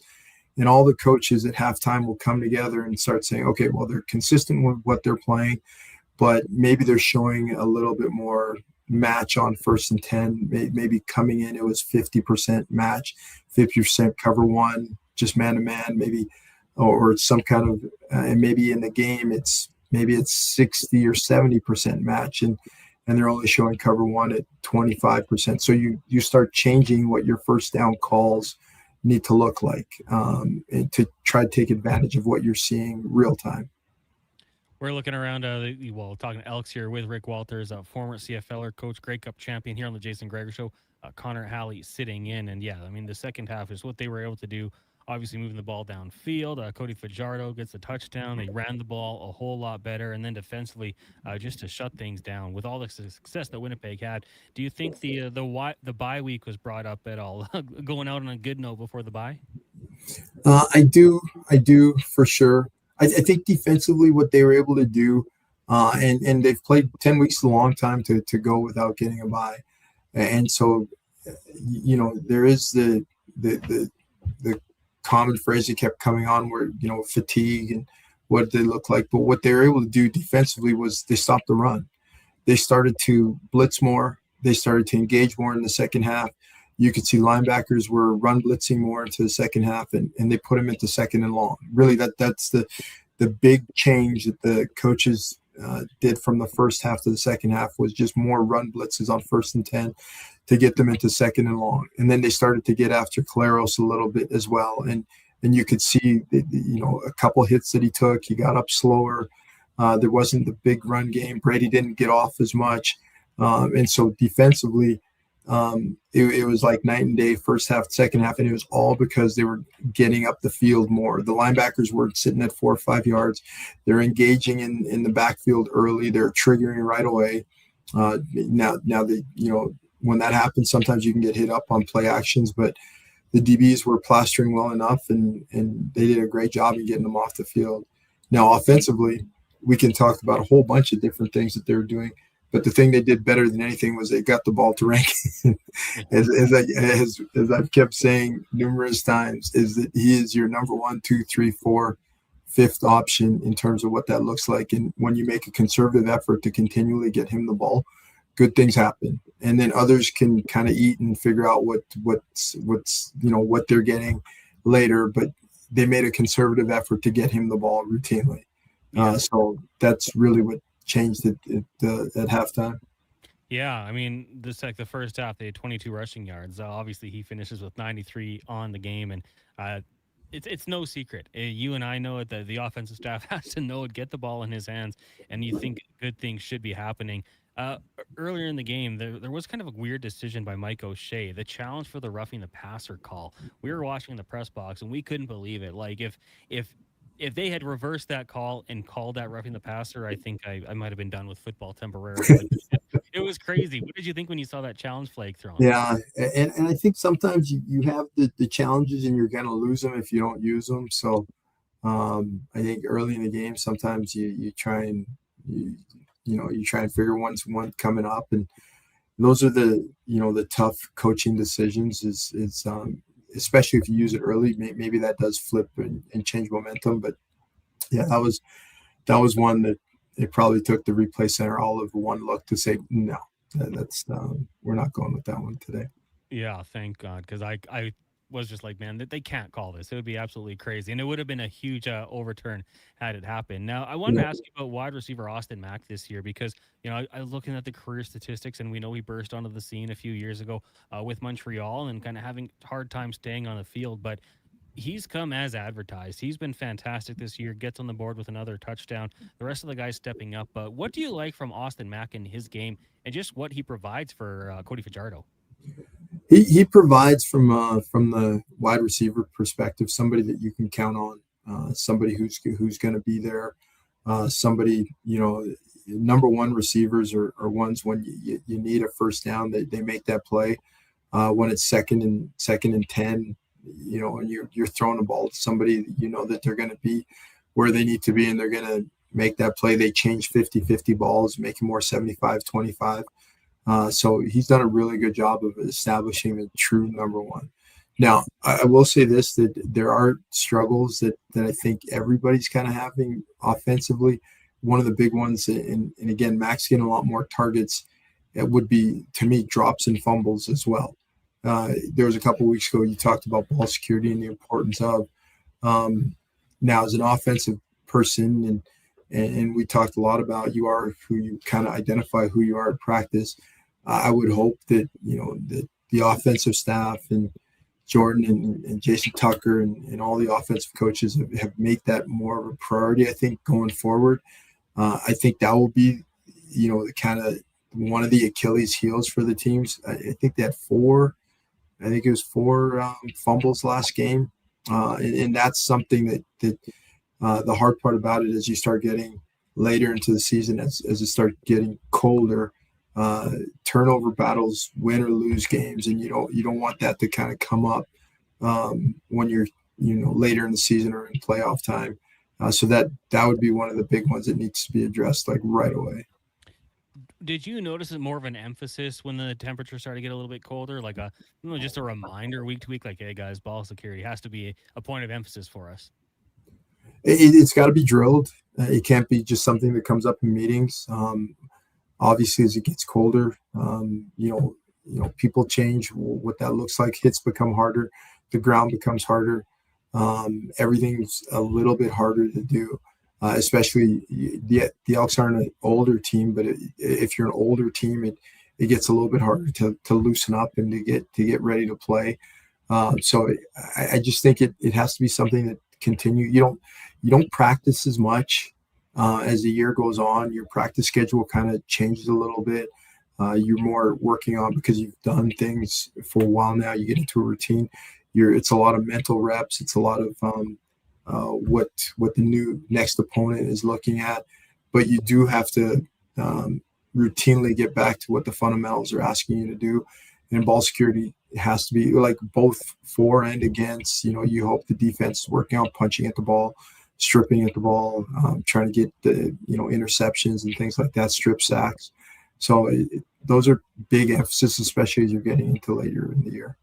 Rick Walters joining us here on the Jason Gregor Show, talking Elks and Bombers. We'll take a break here. When we come back, we'll look around the CFL. We'll talk some NFL as well. It is the Jason Gregor Show. Connor Halley sitting in here on Sports 1440, streaming on YouTube, Facebook, X, Instagram, and Twitch. Brought to you by PlayAlberta.ca. Hi, Mike here from Northgate Chevrolet Buick GMC. Car shopping sucks. That's right. Going back and forth 100 times just to get a price. Give me your credit card for a test drive. What's all these extra fees? That sounds ridiculous. At Northgate, we do things a little differently. Good deals on new, pre-owned vehicles, good people, and a great selection. And don't forget about our employee pricing. Stop in and see us today, 13215 97th Street, or visit us online at northgategm.com. You're in Northgate country. The Chicken Parmy Burger. Make extreme pulled pork, garlic and black pepper chicken McNuggets, cheesy bacon McFlavor fries, and the Stroop Waffle McFlurry. You've scrolled them. You've screenshotted them. You've never been able to order them until now. This is the McDonald's World Menu Heist. The most wanted menu items taken from around the world, now in Canada. Get them while you can. For a limited time only at participating McDonald's restaurants in Canada. Love Pro Wrestling. It's the only place you'll find lumberjacks, short kings, mad lads, and a high-flying goose. LPW 51 hits the Rec Room South Edmonton Common Friday, August 28th. After a shocking betrayal at LPW 50, Marsh the Specialist challenges Ty Jackson for the LPW Grand Championship. Plus, Rich King and lumberjack Larry Woods settled their rivalry with a last man standing match. Whether it's a family outing, date night, or drinks with friends, check out Edmonton's wildest party at Love Pro Wrestling. TixR.com/Love Wrestling. Well, get ready for a silly hockey fans. Your partner in power just skated onto the ice. EWEL.ca, the new e-commerce website for electrical wholesalers Edmonton, is ready for the power play 24/7, 365. UL skates to where the puck will be in 5 years. Now that's forward thinking. Killer selection, slamming products from the best brands, and legendary service. Don't sit on the bench. Get your account today at ewell.ca and win that project. Plug into your partner in power. Get an EWEL.ca account today. It might have been scraped by the snowblower, dented while door crashing, or crunched at the company Christmas party. At some point over the winter, your car was damaged and it's been hiding under a coat of winter grime. Then come and see Robertson Body Works. We can take care of the damage and the dirt. This week only, call and book a repair and get a complete auto detailing absolutely free. But you have to book your appointment before the week is up. Go to robertsonbodyworks.com. I'm Tim Robertson, and I fix cars. I missed one payment, then another. Now I feel behind on everything. I can't keep up. Falling behind happens to more people than you think, but there is a solution. My name is Parveen Middleton. I'm a licensed insolvency trustee at BDO here in Edmonton. Together, we can create a plan that fits your situation and helps you get caught up and back in control. Call 1-833-BDO-TALK or visit bdodebt.ca to book your free consultation and discover your debt-free future.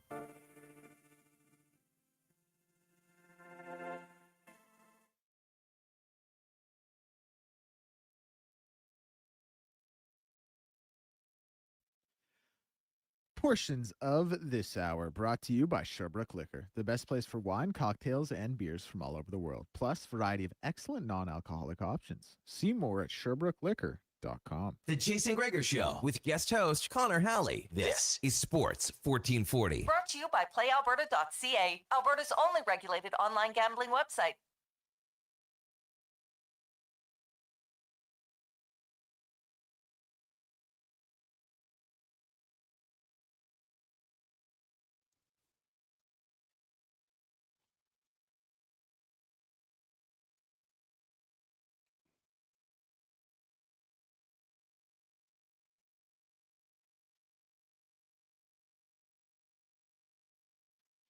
$323. Welcome back to the Jason Gregor Show here on Sports 1440, brought to you by PlayAlberta.ca. Tomorrow's Lotto Max, an estimated $10 million. You can get your ticket at PlayAlberta.ca.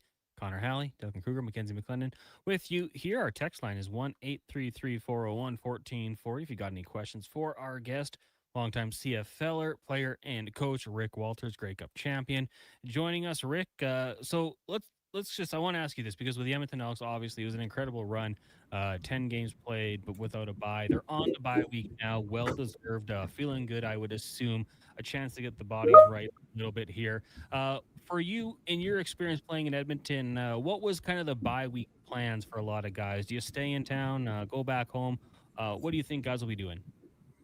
It all depends. A lot of the American guys might decide to go back home for a little bit, see some of the family and friends who aren't here in town. The ones that are here and are around, they might get out, go golf a little bit, just kind of be at home with families, kind of just refresh and don't do a whole lot, in all honesty. I know as a coach, you're always a little bit worried about bye weeks, especially when you're rolling like they've kind of been rolling. You want the freshness and the ability to rejuvenate your body, but at the same time, you never know what happens when somebody goes home, and you're always a little bit worried about that, worried about what they're doing for their bye. Is anybody going to get in trouble during the week? And so it's a little bit of a catch-22 where you need the bye, it has to come, but you don't really need the bye and you don't really want it to come. Make smart decisions. See you guys in a week, right? Yeah, around the CFL and Elks bye week. One of the big stories today for a team we probably wouldn't be talking too much about with the Ottawa Redblacks, but Jim Popp going back, obviously a long history in the CFL. He's joining the Ottawa organization as a senior football advisor. Things have gone wrong on almost every level for this organization so far this season. What do you think of this move to bring Popp in? Jim Popp's a good football mind for sure. He helped build the Baltimore franchise when it first started, and he was part of obviously Montreal for all those years. You kind of synonymous with him and Coach Matthews, and so good football mind, understands the game. You always hate it as an organization if I'm part of the fan base that you're bringing in special advisors partway through, because somewhere something has gone wrong, and clearly something has gone wrong in Ottawa. But if you look at their roster, I'd say their roster is top to bottom, probably the weakest in the league. They don't have special players on that roster. I think if you were to rank the quarterbacks, Jake Mayer is probably your number 9. In all honesty, you might be able to throw some stats, but some of the stats are because their team is always behind, and so they're forced to throw a little bit more. So it's really how they're constructed. They're constructed in a way that I don't necessarily think that everybody would look at. And by constructed, I mean the ratio and how you're assigning players or how you're moving players in terms of what that looks like. And so I think he'll be able to help with some ideas and opinions. It's just always unfortunate when it happens partway through the season. What do you think of the idea of having a head coach and general manager, as the same person? We saw it in Edmonton for a while here with Chris Jones, and it just seemed like a lot of work. And, one of these jobs is a crazy amount of work. To do them both just seems tough. And it seems like Ryan Dinwiddie having some struggles there. Yeah, no, I'd agree. I think if you were to look through the history of football, there's very few people who can do both jobs well. Names come to mind is maybe like a Wally Buono.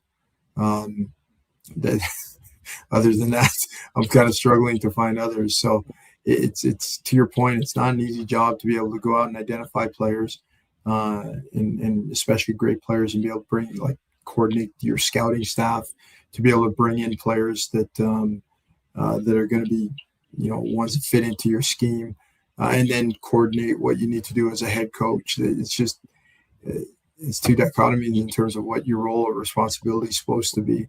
And then I think one of the things that happens a lot of times when you have a coach that does both is that a lot of times the coach wins over the GM hat, and the coach brings in guys that maybe the GM wouldn't bring in. And so there does need to be sometimes a strong differentiation between the two of those. So it doesn't happen too often, and you can kind of see why. Yeah, I mean, Bill Belichick down south came to mind, but I mean, they built that up where everything was so smooth with that organization. But it almost seems kind of like a arrogant thing to think you can do both when one profession is as hard as it is. So not surprising. And people have talked about Belichick and his ability to do both. However, if he doesn't have Brady doing and being that figurehead on the offensive side and the player side, is he as strong as a head coach? If he did, it's that whole player or coach, what's more important? And so he had lots of misses as a GM, but Brady kind of covered up a lot of those misses. Yeah, totally. You cannot underestimate what Tom Brady did, holding the bar very high for that offense. Yeah, 100%. So we look around this week in the CFL, Winnipeg and Montreal to kick things off on Friday night. You've got Calgary and Hamilton, Saskatchewan, Toronto, and as we talked about, BC taking on Ottawa. I think, outside of that game on Friday with Montreal and Winnipeg, lining up nicely for these Western Conference teams that are trying to keep up with the Elks.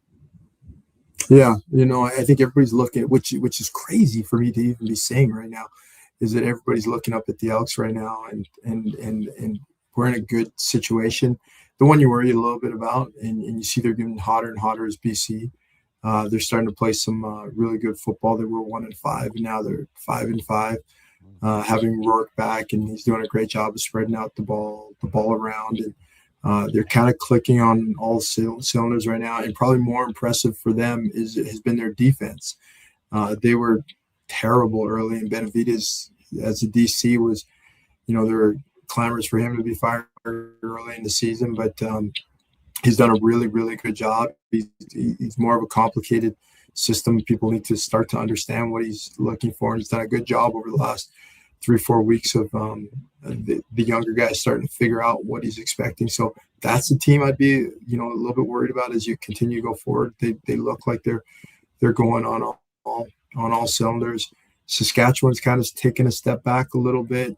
The injuries have kind of ravaged them a little bit, and so they're not as operating in terms of what that looks like. And you see that, whether it's Harris and Trevor does a good job of getting the ball off quickly, but if you don't have the same complement of receivers, then it's a little bit harder if guys aren't getting open as quick. So, and then Calgary, I think, is trying to figure out where they're going to fit in this whole kind of thing. You hope that they get banged up a little bit and that they're a little bit tired going into Labor Day, but and so the Elks can kind of keep rolling. But I think it looks good for Edmonton on lots of fronts right now.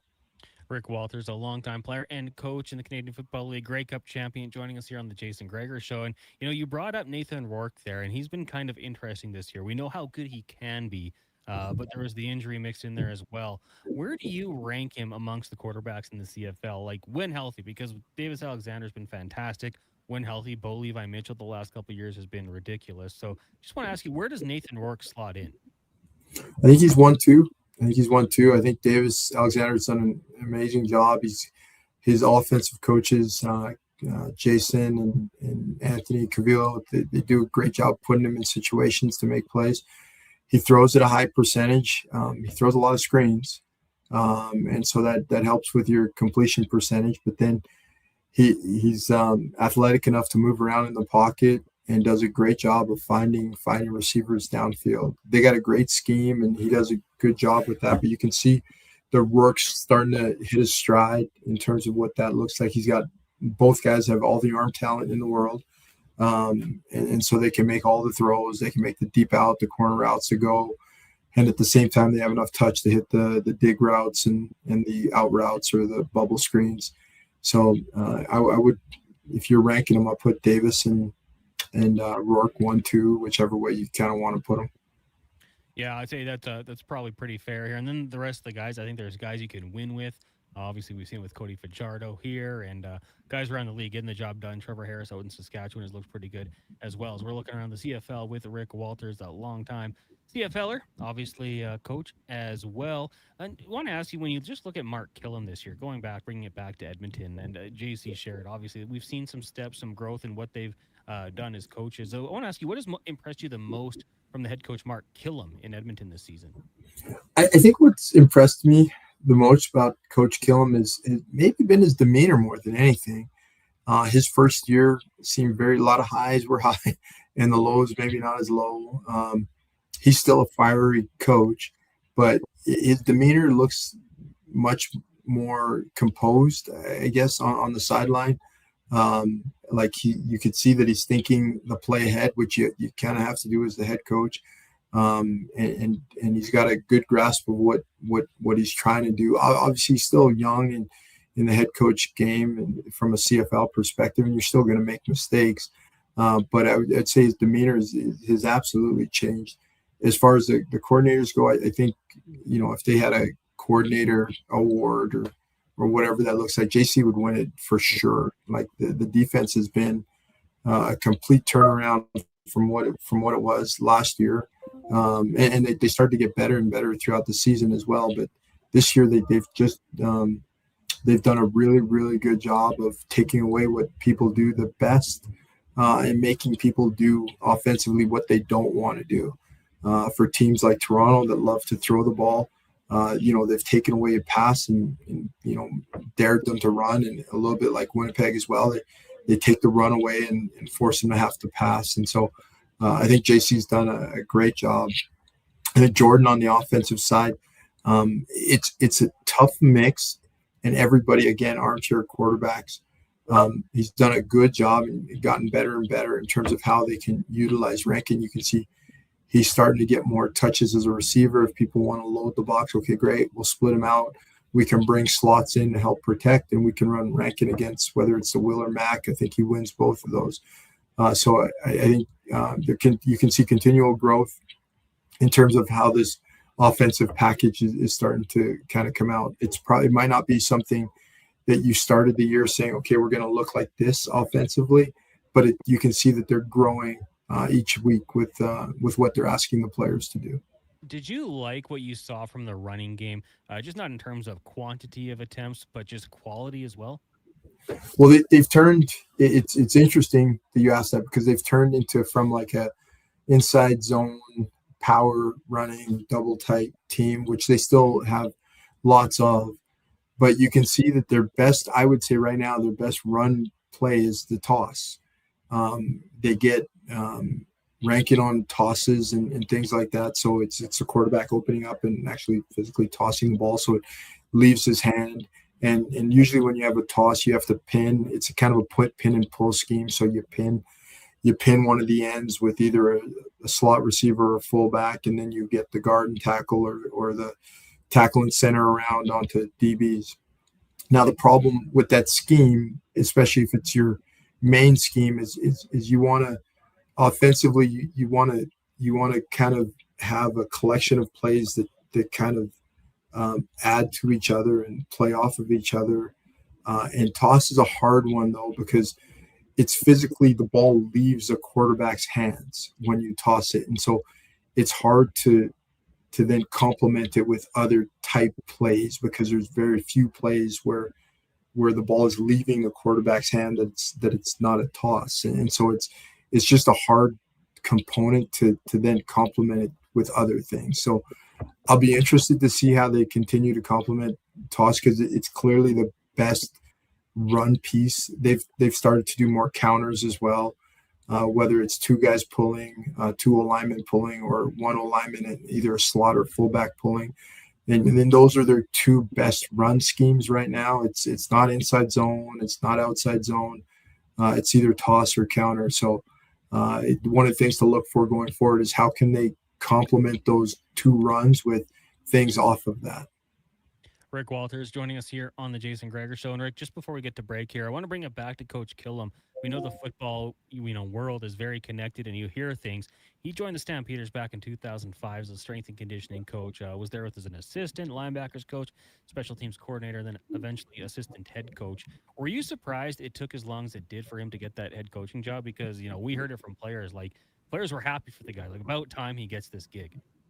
Yeah, no, you can tell he's a player's coach. I think the players respect him. Lots of times when you look at coaches, the ones that talk to the full component or contingent of players are always the head coach and the special teams coach. And really those are the only two. Like the offensive and defensive coordinators have their own little specific ones. Specific position coaches have their own specific ones, but it's only the head coach and the special teams coordinators. And so typically if you've looked, guys who've coached special teams tend to move up to head coaches. Sometimes you think of Harbaugh in the States with now with obviously with the Giants, and then you think O'Shea in Edmonton, or not in Edmonton, in Winnipeg. Obviously Killam's here as well. There's been a lot of special teams coordinators that do a good job of connecting with multiple people on your roster. And when you're a special teams coach, you have to be able to do that. You're working with lots of different units. And so personality wise, you got to be able to figure out the DBs who are unique people at their own, the receivers. You got to figure out how you're going to work with the linebackers and the O-linemen. And as a head coach, you kind of have the similar responsibilities. It's around connection and relationships. And if you can figure out how to work that together, then you can galvanize a team and they're ready to run through a wall for you. Yeah, I mean, you see it. The Elks doing a great job. The social media team releasing the videos afterwards, his post-game speeches, and they're fantastic stuff. And you can tell he's building something there for sure. Rick, we'll take our final break here. When we come back, talk some NFL football as well. It is the Jason Gregor Show. Connor Halley sitting in here on Sports 1440, brought to you by PlayAlberta.ca. Tap into the fun of Play Alberta's most popular casino games. From the fast-paced spins of Cash Eruption to the retro thrills of Sevens Wild, online excitement is always at your fingertips. Spin through your choice of popular slots or discover Alberta-exclusive games you won't find anywhere else. Visit playalberta.ca/Gregor to learn more. That's playalberta.ca/Gregor. Must be 18 plus to play. If you gamble, use your game sense. The job isn't done until the last load is hauled, and having a semi-trailer out of commission is not an option. Whether replacing or adding to your convoy, Edmonton Trailer has a huge inventory of new and used semi-trailers, trusted by the gravel, logging, oil field, fluids, and freight industries. Find a trailer right for you online or at one of their 3 locations. For sales, service, parts, rental, and finance, when you're in it for the long haul, Edmonton Trailer. Oodle Noodle origins. In 1864, Francis Oodle took over his dying father's business as a leatherman. He was quite proficient, but his heart was never truly in the trade. After his father's death, Oodle met a cocksure young man named Vladimir Nudell, who was a trailblazer in the popular new art of food boxes. They formed a partnership and aimed to ply their trade in the New World. At Ellis Island, Nudell was renamed David Noodle, and henceforth, the franchise has been known as Oodle Noodle. Tee up for a great day on the course and support the Stony Plain Eagles Senior Men's Hockey Club. It's the Stony Plain Eagles Golf Tournament. Gather your foursome and join the Eagles August 25th at the Links at Spruce Grove for a 2 p.m. shotgun start. Enjoy a fantastic afternoon of golf, great company, and friendly competition, all while supporting the Stony Plain Eagles. Get all the details and register today at stonyplaineagles.com. Mr. Rooter cries like a little tiny baby child. Hey, Mr. Rooter, you've got a package from Mrs. Rooter. Aw, the card says, "Thank you for our unbreakable bond. You're the pro press fitting to my copper pipe." Ooh, what's in the package, Mr. Rooter? Let's see. It's a Plumbus 2000 spud wrench She knew I'd never buy one for myself.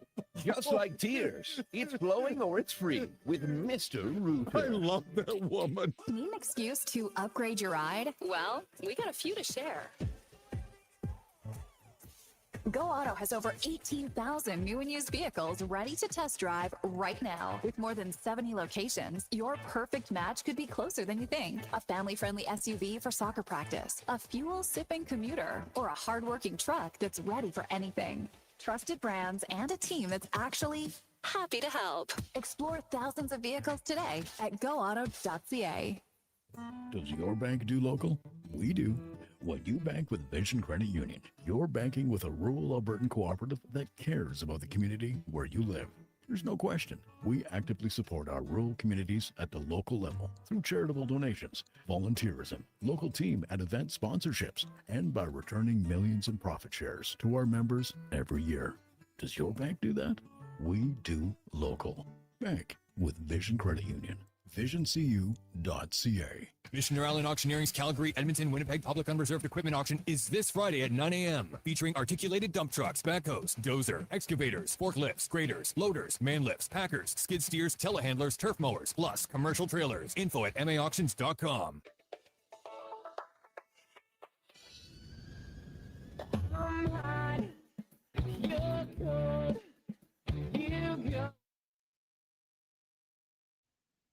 Portions of this hour brought to you by Papa John's. Try Papa John's new medium pan pizza with crispy Parmesan and Romano crust topped with Italian seasoning. Only $16.99 for a limited time and only at papajohns.ca or on the Papa John's app. The Jason Gregor Show with guest host Connor Halley. This is Sports 1440. Brought to you by PlayAlberta.ca, Alberta's only regulated online gambling website.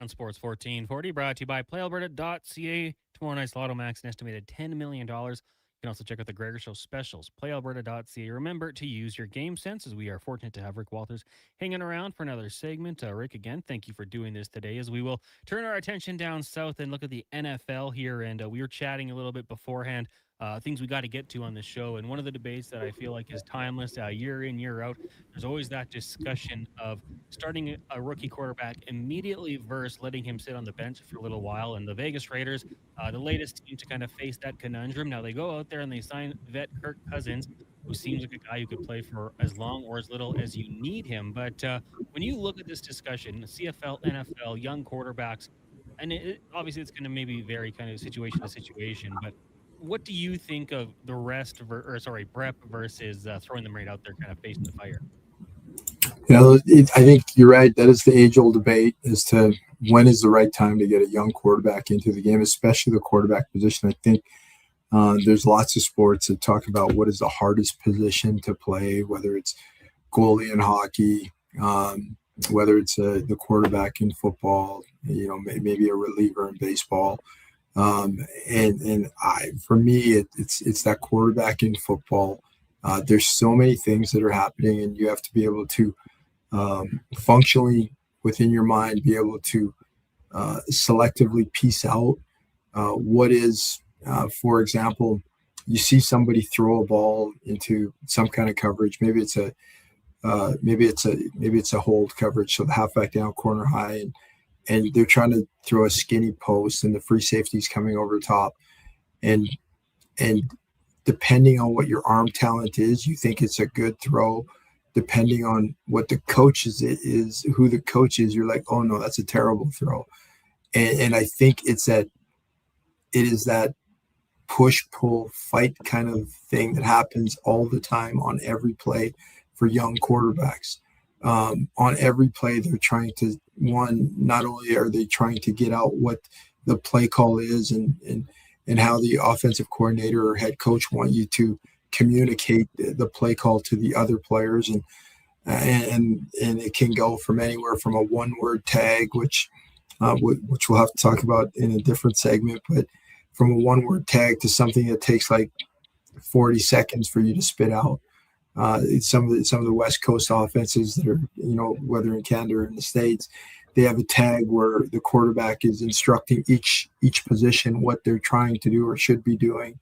And so those play calls are coming out, and it's taking like 20, almost 30 seconds to get that, and you have to get it all right, or else if one's wrong, then all of a sudden somebody's running the wrong kind of concept.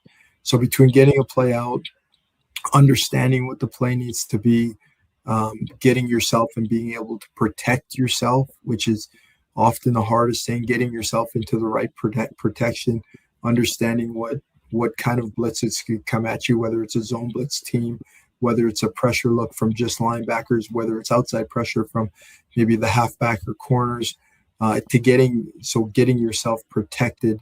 And then the tough part of being able to throw a ball into a window and deciding whether it's cap space. By cap space, I mean that somebody, or leverage of the defenders, or somebody is taking you off of that read, to deciding, okay, my arm talent can get me into that space with touch, velocity, in terms of what that looks like. So the duality of figuring out when and if somebody's ready is, I think, one of the hardest things in professional sports. Yeah, and you know what? I was looking at the Raiders' schedule this year, and we've been fortunate to have a few Raiders guests join us on the show. And there's a point in the season where it gets really tough for them. Placing, they would have, it is the Chargers, then the Saints, then you have the Chiefs, Patriots, Bills, Rams, Jets, Niners, Seahawks, Broncos defenses. I don't know if I want to subject Fernando Mendoza to face those guys. Like, if we can, I'm like, Cousins, you roll out this year, Mendoza comes back next year, and we build up this offensive line a little. Yeah, and what Cousins is going to be able to do, he's going to be able to get them in and out of plays. He's going to be able to protect himself. His arm talent is nowhere near as strong as Mendoza's, but he's going to function well enough to get them by. And, and I think they have relatively good talent around them. So if they can protect them, then, they'll be functional. Whereas Mendoza, he's got all kinds of talent and intangibles. I just don't know if the other stuff he'll be ready to do yet. Yeah, and I mean, you sent me those statistics from 3 Down Nation. Like Trevor Harris at under 2.5 seconds. I think Aaron Rodgers had the shortest time to throw last year at 2.5 seconds. It's a lot to process quickly. So yeah, I don't know if I'd be rushing. It is, and it's that, when do guys like quarterbacks start to understand, and then still have the arm talent and an ability? Obviously, the quarterback has pushed their boundaries, guys like Aaron Rodgers, where they can play older and older, but you can see even his arm talent, his escapability, it's diminishing as he gets older. So that there was a time when all those married at the same time, when his mind had caught up to his arm talent and his ability to diagnose plays. And that's the years when he was the MVP of the league. But now you can see it's kind of on the decline. He's probably still smart as all get up and understands coverage and understands that, but his arm and his mobility has changed. Rick Walters joining us here on the Jason Gregor Show, taking a look around the world of football. We'll stay down south, and one of the more interesting topics is for me, because I look at this Browns team, Rick, and I like what they've done. Like, I like their running backs they drafted last year. I like the receivers they drafted this year. They're trying to build up that offensive line, but there's reports out there that Deshaun Watson will be QB1 when they start this season. Last year they drafted Shedeur Sanders and Dylan Gabriel. Watson on that massive, fully guaranteed deal. But he is the last year of his contract, and I don't know, how things go, if he'd even want to return. Kind of seems like to me that you might give the young guys an opportunity. But what were your thoughts on hearing that Deshaun Watson likely going to be quarterback one, week 1? I wasn't too surprised, because it kind of played out that throughout the preseason. Deshaun went in as QB1, game 1. I thought after game 2, maybe Shedeur had done enough to maybe forego that decision. But, most coaches are going to want to get that out of the way as to who's going to be QB1. Kind of like what I said, Shedeur has done a better job of getting in and out of the huddle, probably diagnosing plays, protecting himself, getting into better protections. But you can see even in the game, the last game that they played, he had a throw that was just a little bit behind the tight end coming across the middle, which led to the interception. And so accuracy is part of that equation as well. I don't know if my choice would have been Deshaun Watson, but clearly, I think Shador is making a push, but you look at guys like Love, Rogers, some of the Brock Purdy, some of the guys that have been playing and are playing at a high level. Those are guys who have sat for 2-3 years before they became starters. And so he sat year one. Maybe he sits a half a year, or maybe he continues to get reps for even all of this season. And then next year or partway through this year, he's able to function all of those nuances that it takes to play the quarterback position and do them all at a high level. And that's when he steps in and plays. Yeah, I mean it's interesting too. Like we just had Kevin Woodley on, a hockey goalie guy, and talks about how development's not linear, and we've seen that all sorts of guys taking different routes. Dave Canales benched Bryce Young, right, for a couple of weeks there. So these things we never really know how it's going to play out, but I am intrigued by it. Outside, looking at the NFL here, who are some of your favorite quarterbacks to watch in the NFL? Well, definitely Brady. Just the way he operated. If you're talking historically, Brady, Montana. Just the way they operated in the pocket, the way they were able to think their way through games, I thought was really, really impressive. I think everybody liked to watch Michael Vick play and to see the things that he was able to do on a Sunday. Donovan McNabb kind of comes in that same kind of realm in terms of what that looks like. But I would say hands down, it was just to see how Brady operated around the confines that he had was really, really impressive.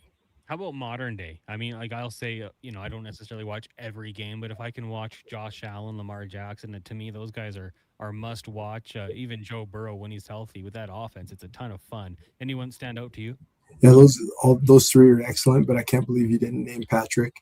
So Mahomes is probably, I know everybody goes, but he's kind of been the closest thing to Tom Brady. And those guys all, whether it's Allen, whether it's Lamar, they all have splash plays, as does Mahomes, but he kind of just wins games. And I would say he's won games with not necessarily talented receivers around. Like he's had Kelsey for all these years, but he's slowing down. I don't think he's ever had a true number one blue chip wide receiver.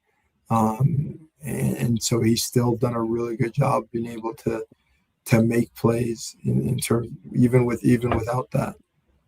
See, I would agree with you. I feel like the production has dropped off a little bit. He hasn't done it with that number one receiver. But I'm a Chargers fan, so I've seen him beat my team up for the last few years. So I don't necessarily enjoy watching him for that reason only. But yeah, I mean, he was absolutely incredible. He and Andy Reid with Tyreek Hill. I think that was. Yeah, I don't even, and I think Hill was awesome. But was he a number one? Was he like a true? Because he was. I think he was like a 4th or 5th round draft pick.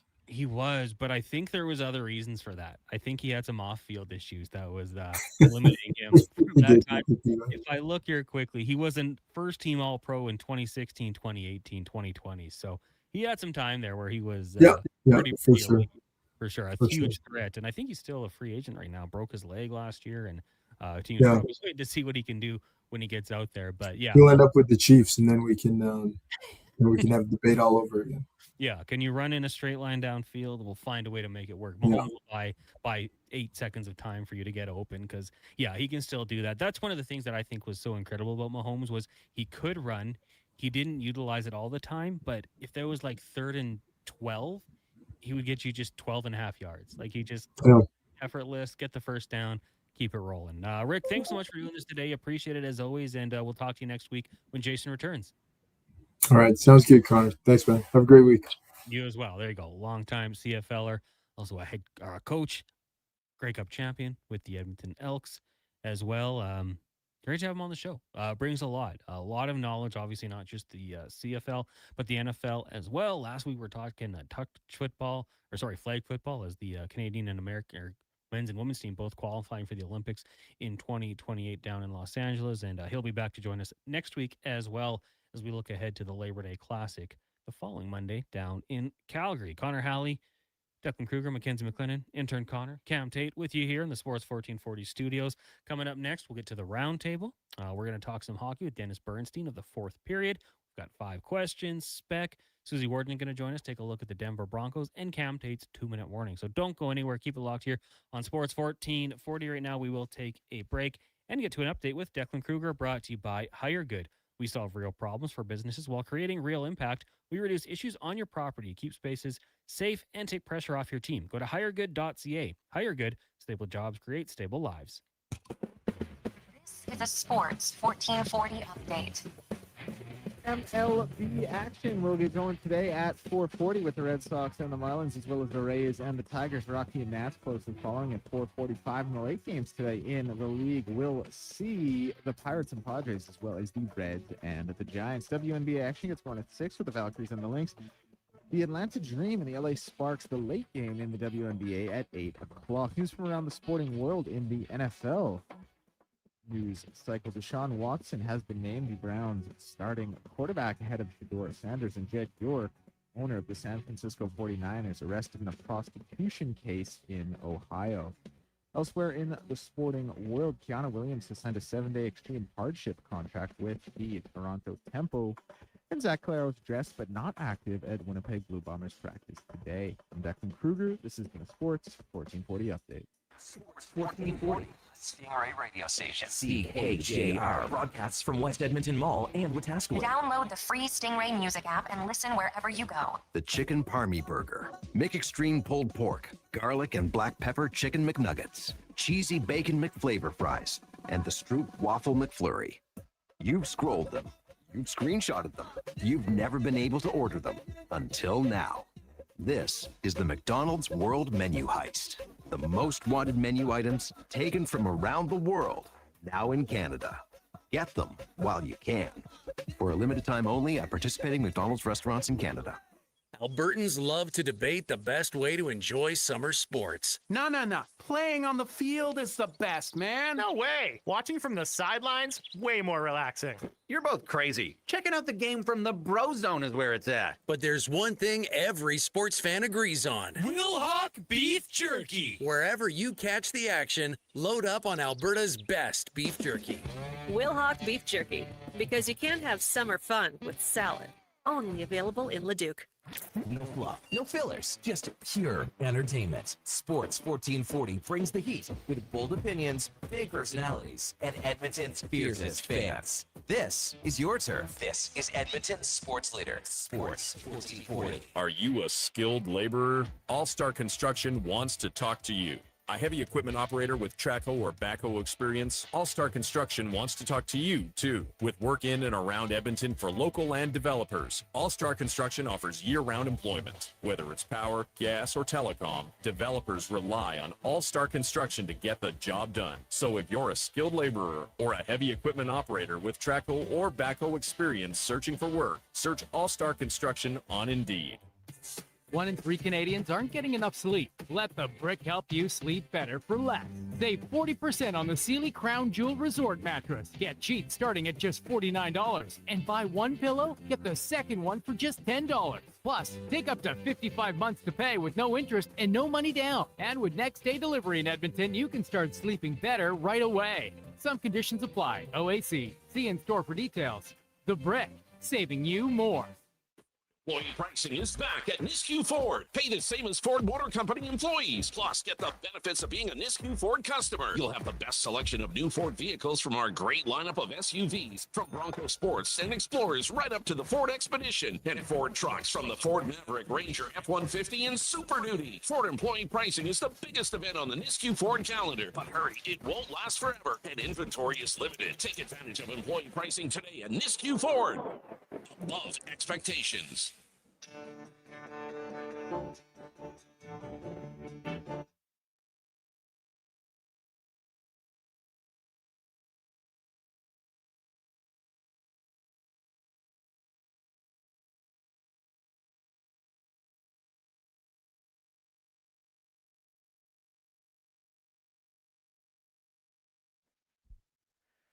Portions of this hour are brought to you by Leading Edge Physio. From weekend warriors to professional athletes, kids playing soccer to grandparents in the garden, rotator cuff tears and tendonitis to post-surgical knees and hips. We fix your body. Life shouldn't hurt. LeadingEdgePhysio.com. The Jason Gregor Show with guest host Connor Halley. This is Sports 1440. Brought to you by PlayAlberta.ca, Alberta's only regulated online gambling website.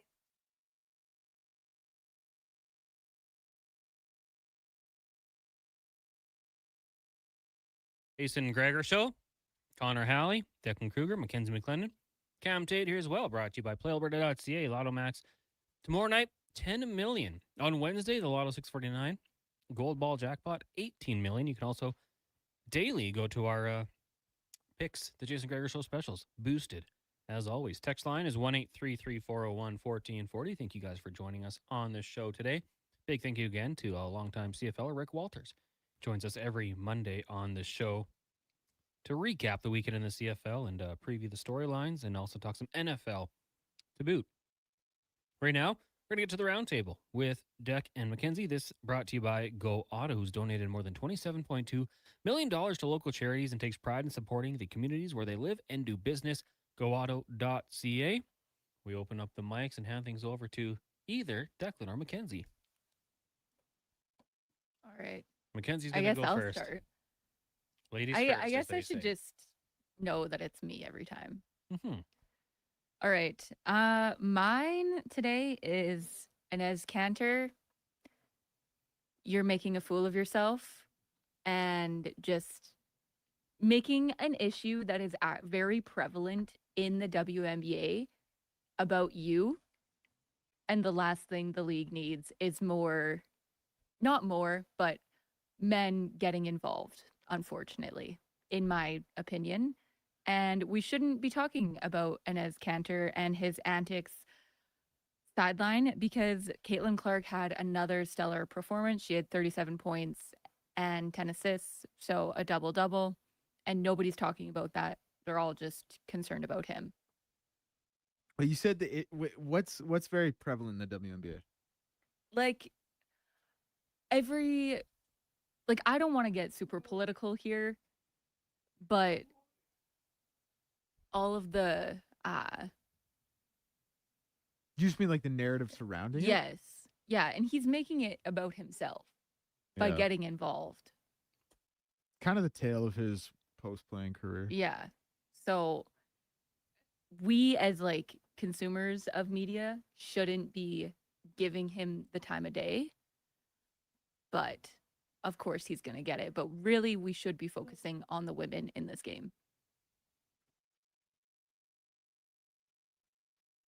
I'll hop in. Yeah, I mean, he's a joke is what he is. This is absolutely pathetic by him. He knew what he was doing by going to this game, sitting courtside. He was trying to make a spectacle, and that's what he's doing. He's taking a thing that is not a problem, has never been. There's never been a transgender woman to play in the WNBA. There's never been one who's tried. I think if there was, I think the league would probably step in and do something, which he claims that he's trying to help out with. But he's just making a joke of the whole thing. He went to this game with a purpose. He got called out on it.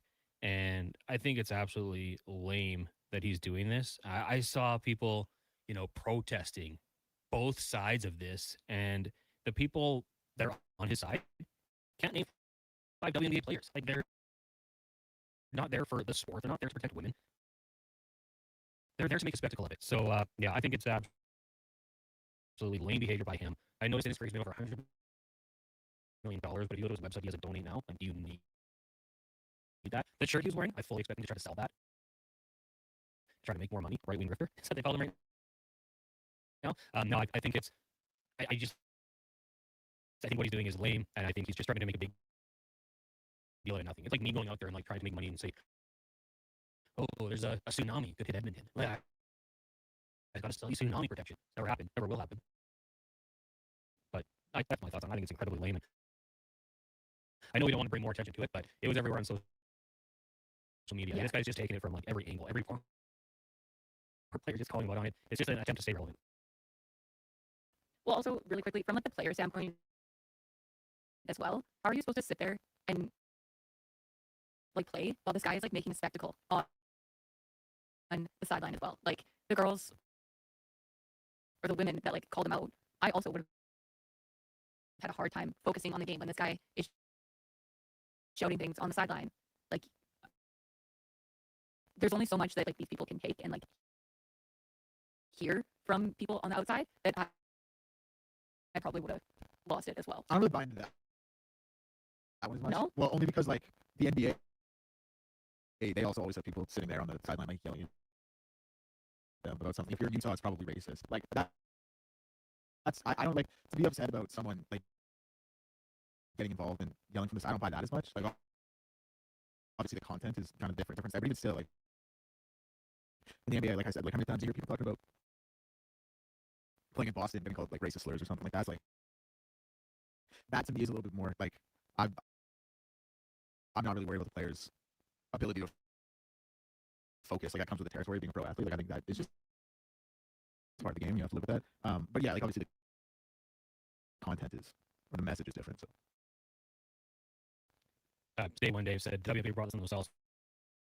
That's what he spoke. They can't define what W means in their name. And I'll reply, like, listen, he might force this change. He might make this happen. But it's never been a problem. He's made a change that has never impacted the league. So, cool. Good for you, buddy. Good for you. This is going to be your legacy now. Deck, what do you got? okay, chess is the activity, game, whatever you do in your life that has the biggest skill gap between someone who's elite and the average person. I think golf would be a close second. I think there's an argument for either of them. I say it's chess.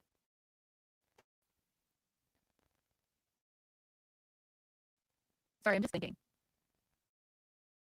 I would, because golf is a mental game too. It's mental and physical.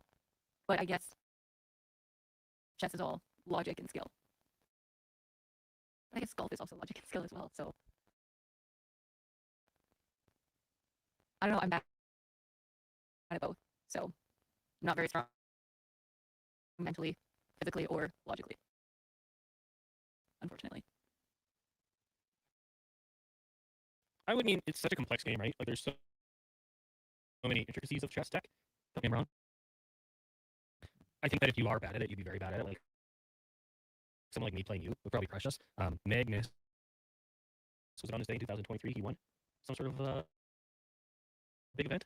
He wins a lot, so it wouldn't surprise me. It was a big one. But then that being said, what did he win on this?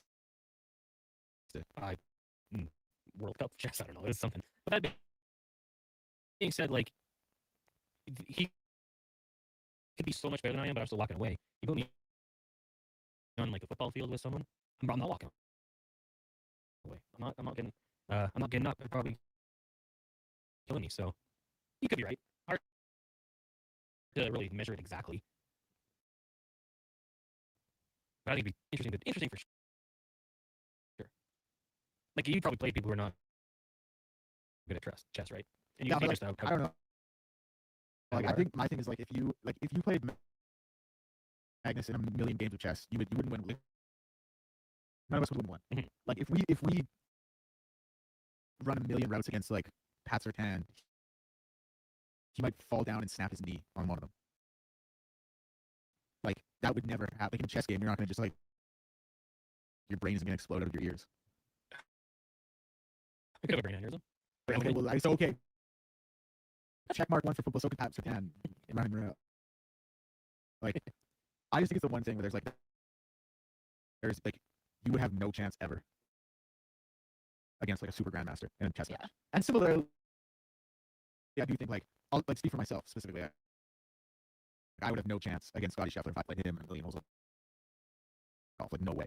I don't want to speak for like the average like someone who goes out there and shoots 70s regularly. Like I don't want to.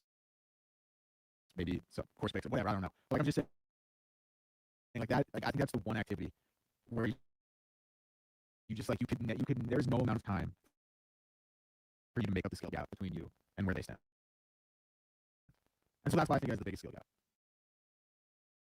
That's fair. Yeah. Now, if you were trying to think of other activities, sports, what would come close? So golf was like the immediate one that was there for me. I think if you want to get like really specific with it, those like I don't know, like those kids who do the Rubik's cubes in like 3 seconds. Like obviously I can't do a Rubik's cube in 3 seconds, so I guess like that would be in there. But that's almost like that. It's almost like too weird and too niche that it's like you put too much effort into this. You know what I mean? Like it's not as universal as something like golf or chess. Darts. Darts. Darts. I think darts is a really good one as well. Yeah, I think darts is. But I feel like with darts, there's. Yeah, like I don't know much about darts. I think there's like maybe a little more variety. You could luck into something, or more likely your opponent could luck out of something. Would poker fall into that category? No, because it's too luck based. I wouldn't like. There's just too much variation. Like you can't. Like, and there is like luck certainly is a factor. Like poker's not a game of luck. The way other casino games are. But there is still like if the king of diamonds hits on the river, like the king of diamonds hits on the river, you can't control that. That's what I'm saying. Like in chat, like Magnus will never not know the movie's Knight to E7. Like. So where do you like rank yourself as like a chess player? Like pretty average, I would say. Like on a scale of 1 to 10. You know what? Let me check something real quickly. Checking his ranking on chess. Yeah, because it tells you what like percentile you're in worldwide.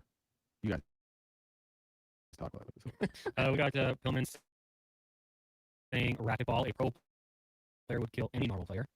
But then, like, as Kevin said, you know, like Sertan, could a pro racquetball player tear their ACL and I beat him? That could happen. Flip it. What's the easiest sport to play a pro in? Maybe like pickleball? Maybe like. Is Livingston listening? I can drive a car okay. If he gets in an accident, maybe I win. Was that fun, guys? No, yeah, they would kill him. Their reaction was unbelievable. But like, if there was an accident and I'm just in the back, I just speed skating and there's an accident that wipes out the entire crew, and then I just glide behind, like 4 laps behind. I don't know. I'm relying on injury in every single sport for me to have an opportunity because I'm realistic. I know how bad I am.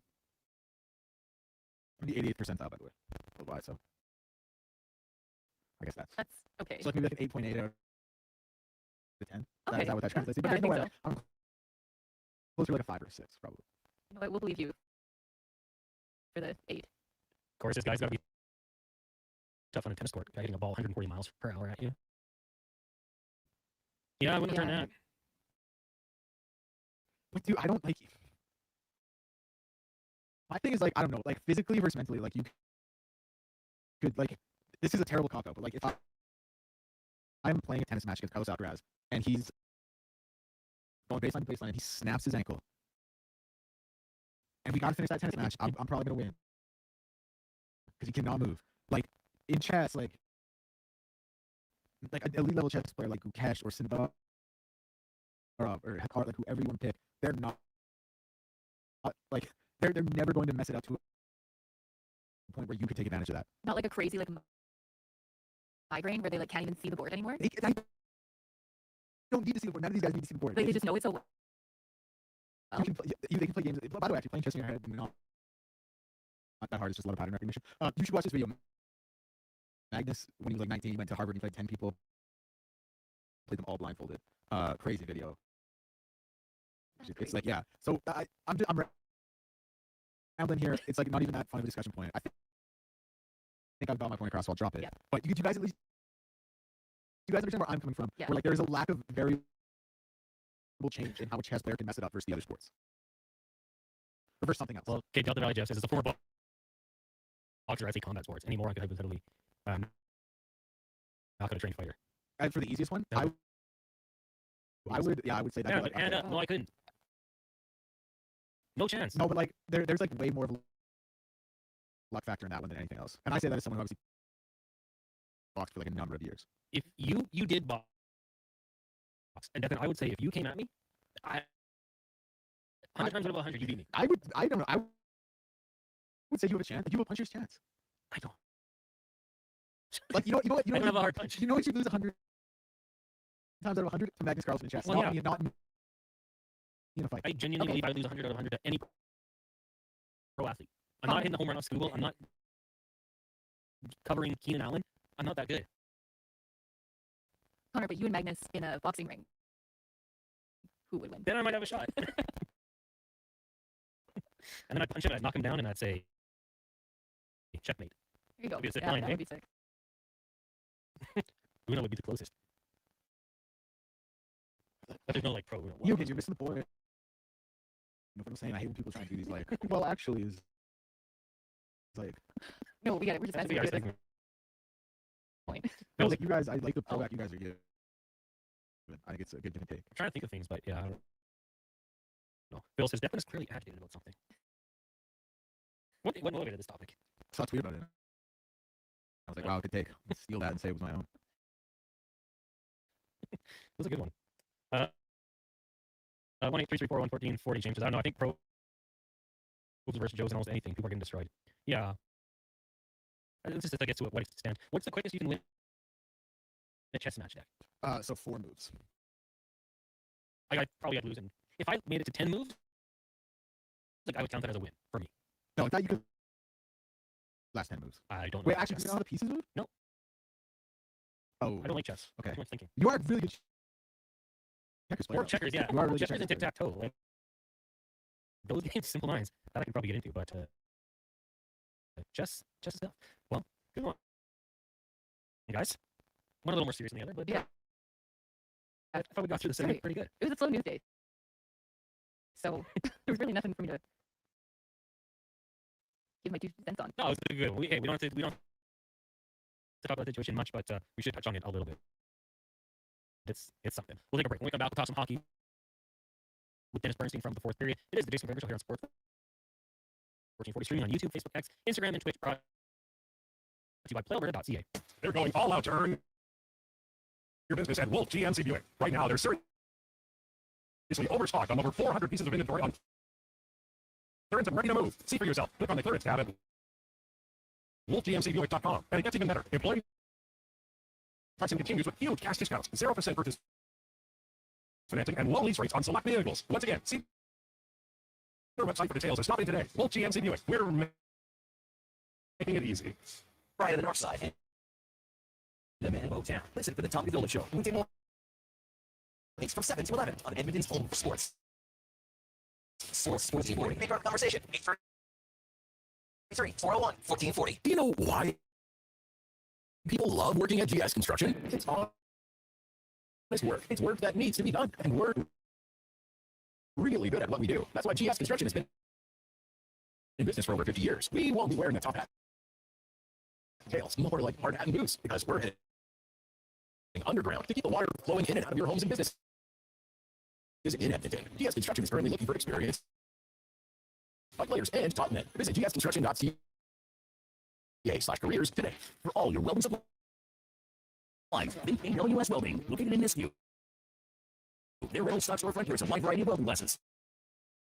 Cylinder rentals plus welding rod, wire, and consumables. Same-day delivery is always available. And if they don't have it, AWS Welding will find it for you fast. Visit their online store today at awswelding.ca or give them a call or text at 780-979-0470. AWS Welding. They make it happen. Legacy Heating and Cooling is your #1 air conditioning company. So when you can't take living in oppressive heat any longer. Call Legacy. Call Legacy. Your hot, sticky sheets keep you up all night. Call Legacy. Call Legacy. You decided that you deserve to be cool and comfortable. Call Legacy. Call Legacy. With no payments, no interest for 1 year, it could only be Legacy Heating and Cooling. Feeling overwhelmed by debt? Concerned about what the next few weeks or months will bring for your finances? My name is Harding Milton. I'm a licensed insolvency trustee at BDO here in Edmonton. You don't have to navigate this alone. Together, we can review your options and build a personalized plan to reduce your payments and get you out of debt, so you can breathe again. Call 1-833-BDO-TALK or visit BDO.ca to book your free consultation and discover your debt-free future. Just give it a cheese.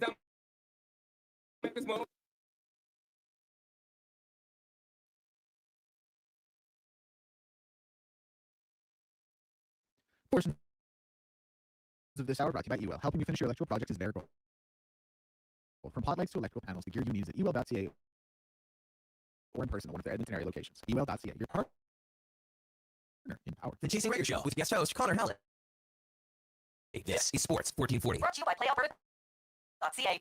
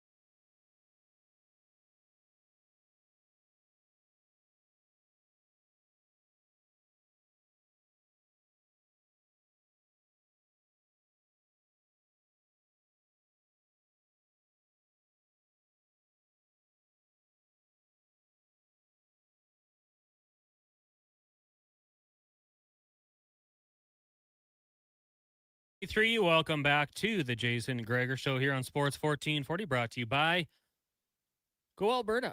Play Alberta. PlayAlberta.ca. Of course, Lotto Max tonight, $10 million tomorrow. Lotto 649, $18 million. So that's Tuesday, Wednesday. You can also go to PlayAlberta.ca/sports. Check out the Jason Gregor Show specials, boosted as usual. Dex got a little WNBA. I got a little late night baseball. Remember to use your game sense. Text line is 1-833-401-1440. As we are going to continue our look around the NHL. Not the busiest times, but we can find some things to talk about with our next guest as we go in the room, brought to you by Action Electrical. They're the most diversified electrical contractor in Alberta with 4 divisions in projects, service, tag, and solar for commercial or residential. Contact them at actionelectrical.net as we are joined by Dennis Bernstein. Covers the NHL for the 4th period. Dennis, good afternoon. How are you doing today? You got me in August, Connor. Holy cow, man. Wow.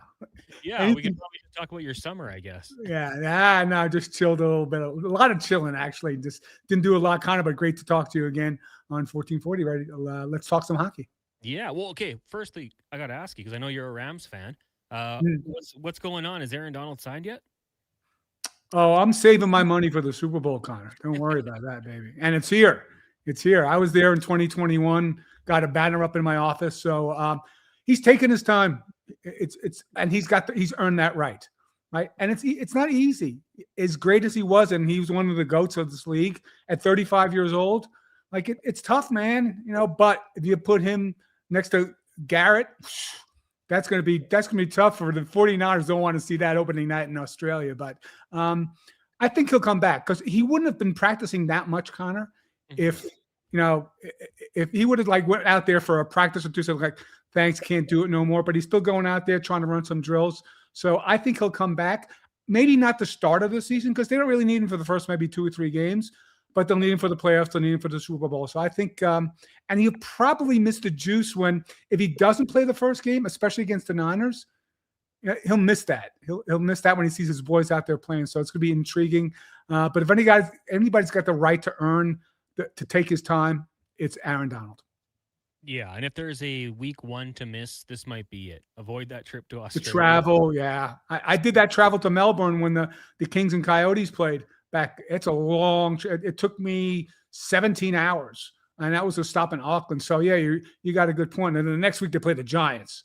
So do you want to fly to Australia to play the Niners, or you just want to play at home and play the Giants? So we'll see. Get ready for it. Question for you, just with your Rams fandom. So were you a fan of the original Rams and then moving to St. Louis, or when did you become a fan of the team? I got fed up with the New York Giants losing and playing poorly every week. And so I became a season ticket holder when the Rams moved back to LA. But after that, no, I was a Giants fan for a long time I'm an old dude. I remember when they were good and won in the 80s. So I was not, but I'm a lapsed Giants fan. But that stadium is amazing. The team is great. I love the coach. It's an exciting football team. So you can call me a front runner, but I'm from New York, and a lot of us from New York are front runners. We're looking around the NHL now with Dennis Bernstein of the fourth period. I wanted to get you on because there's a few things we can talk about. One close, I know you and Andy Kovenar have a bit of a relationship here Yeah. from his time with the Kings and your time obviously covering the team. He said no regrets, definitely end. And I got a chance to work with Jason Strudwick for a long time, and he said one of the thoughts when he went into retirement was like, play one more year when you don't really want to, and then you'll know for sure. Kopitar, hell of a career, Hall of Famer. Were you surprised? Did you think there'd be any like desire for him to maybe pull an Aaron Donald and come back? No, because I know his wife.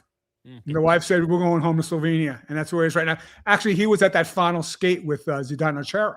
He was participated in that. So I wasn't surprised at all. 20 years with the same team. The statue is going to go up on February 24th. The jersey will go to the rafter. So not surprised at all. I thought that last year would be the year. I don't think he's going to get an itch. He said he wants to spend more time with his family and kids, and he's a sincere guy, Connor. And to be honest, what would one more year do? Like his legacy is cemented here. The team isn't a Stanley Cup contender. Maybe they would be with him, but I didn't see the point of him playing one more season. I think the fact that they lost 5 consecutive playoff rounds probably added to it. So I was not surprised at all. He's going to enjoy his retirement. We'll see in February when he comes back to LA for that big night. Now, just let's stick with the Kings for a minute here, and obviously a big hole in the lineup, not with them. Artemi Panarin back with the Kings this year, Quinton Byfield, Kempe. Sure. Some nice pieces here on this team. We know, and Corey Perry returning as well after signing and then being traded. How are people feeling about the Kings this offseason? Who's the second line center? I'm coming out with an article here, Connor, probably the next day or so once Dave Pagnotta decides to start working again. Do they put Kempe? Are they going to experiment with Kempe in the middle? Like, would he be the second line center? And if so, then you have a legit top 6. But do you take your best player, a 40-goal scorer, and play him out of position? Now, when he did play center, he wasn't very good, but that was 7 years ago. He's a much better complete player, Adrian Kempe, right now. He knows how to play on the walls. The question is, when he gets the puck with speed along the wing and he gets that devastating shot off, like, is he going to do that as a center, or is he going to have to play deeper in the zone and then start deeper in the zone? So it's going to be interesting. Now, the key, Connor, is it's not a long preseason this year. Like, everybody says, oh, the preseason is fun. If there was ever a time for the Kings needing a long preseason or a longer preseason, it would be this season. Laviolette's going to have to answer some questions. Now, here, if you keep Kempe on the wing, the question is Loughton and Hall good enough at 2-3 to win you around or go deep in the playoffs? I'm not sure. They're good players. I love Scott Laughton, what he did here. I like Eric Haller, but they're not dangerous offensive players. So that's the question. So the preseason for the Kings, aside from their blue line, which is the real question, and when fans have question marks about this team, it's not about Adrian Kempe playing center or not. It's what's going to happen with the blue line. You want to play an up-tempo game that Peter Laviolette plays, right? You look at the lineup, you look at the depth chart, they don't really have that. So it's going to be interesting to see if they keep – they'll experiment with Kempe in the middle. Will it be an experiment, or will it be something that will sustain through the regular season? You talked about the back end there, and one kind of piece from those Kings championship teams with Drew Doughty. How much more do you think he plays in his future Hall of Fame career as well? I think one of the undersold points about the offseason, Connor, is Drew Doughty doesn't have a contract past this season. Right? And you would have thought that he would have signed like with Kopi. Kopi, I think, signed a 2-year, $7 million extension to get to 20 years. Ken Holland didn't offer him the contract. Drew says he's comfortable. Now, if the Kings regress and they're not in playoff position come the trade deadline, does Drew end his career in Los Angeles, or does he go somewhere else? So it's going to be interesting to see. I think Drew's got one more unit, but and maybe he's refreshed. It's a different type of offense. It's more up-tempo, but Drew's not that, speedy puck-carrying defenseman that they really need. They have one guy. It's Brant Clark, right? So Drew he's good enough to play, but he's probably going to be a second-pair guy. And the one thing, Connor, Drew Doughty cannot lead the defenseman in time on ice this season. Just can't do it. It's got to be Brant Clark. Brant Clark's got to play upwards of 25 minutes a night. He's got to be in the area like a McCarr or Quinn Hughes. So I think that's it. So Drew, I think the question is, will Drew end his career in Los Angeles if things go south here this season? Yeah, that would be something to see, but we've seen it before where players kind of they make that change and add a couple more years to their career. As we're looking around the NHL with Dennis Bernstein from the fourth period. And Dennis, I'm sure you saw the headlines. Leon Draisaitl speaking at the NHL European Player Media Tour. And I know I kind of clipped it, but the entire clip from Leon Draisaitl talking about Mike Babcock says, I think he's got a very clear plan and I think he holds guys accountable. And I think to him, it's not about who it is when it comes to accountability. Like we're looking to be coached. That was what everybody saw. We're looking to get better, and I sometimes deserve to be yelled at too, just like anyone else. I don't think Babs is going to care overly much who we are in terms of that. I think sometimes that's needed. Kind of a fair quote, I would say. Yeah, well, look, Leo isn't Connor. Different type of cat. Like he can stand getting yelled at. Maybe, and no disrespect to Connor, like David. Obviously, he's been coached as well. So, look, here's the thing. I want to see how this team behaves on that first 5-game losing streak. And Babs tears into them in the room. Like, how does that narrative change anything? So I think that's what I'm looking at right now. Look, I understand why they made the move. They say they want a tougher coach. We'll see, Connor. We'll see. Like, you know what? They might like it. Now, the one opportunity they have is that I think the division, I think there's going to be a lot of regression from Vegas. I think it's an older team. They lost Orofiev. The goaltending isn't what it was, early in the playoffs. So we'll see. So, with respect to Leon, I think Leon just wants to win. Connor McDavid just wants to win. And they believe that this guy can put them over where the other coaches couldn't. So right now, it sounds great in August. But like I said, in November, you lose 5 in a row and he rips the team. We'll see how the response is at that point. Yeah, I mean, there's going to be something, win or lose, something to talk about here in Edmonton with always, Connor, always. So it's a fascinating team, and the hire made it even more fascinating as we get to the regular season. 100%. And, disappointing, obviously, the last 2 seasons with the cup runs. This year, a first-round exit. You don't have that fatigue excuse to fall on if you have a slow start to the season. What did you make of the offseason for the Oilers? They move on from Darnell Nurse, bring in a few pieces, kind of redo the goalie room with the exception of Tristan Jarry. Do you think it's enough to, I don't know, the big talk here is try to win that division for the first time since 1986? Does it matter? I don't think it matters. And I think Connor said that as well down the stretch. We just want to get in. You want to be in the top 8. This team will be in the top 8. The question is, will a 36-year-old goaltender bring them the Stanley Cup? It's about Freddie Anderson. How is he going to play? He should be better, but he's an older guy. He got hurt in the playoffs, and that's the one question. He might be great for 82 games, but they didn't sign him for 82 games. They signed him for game 83 and beyond. Can you depend on him in the playoffs to stay healthy? The performance will be there if he's healthy, and that's a big if with respect to his career and his track record. So, look, they should be there. They should win 2 rounds. I think if they don't get to a conference final, I think Edmonton Oilers fans got to be disappointed. There's a team in the Central I really like. I really like Utah. I think the moves they made with Trocheck and Lee. I really think that they made the trade for another goaltender. That's a team that could give them trouble. I think that they can absolutely win the division because I think, again, even with the improvement by San Jose, and I think San Jose gets in, it's arguably the worst division in hockey. So if you don't win the worst division in hockey, you got to be disappointed, and that will help and it'll give them a better path to winning in the playoffs as well because you're going to probably draw a wild card team as well.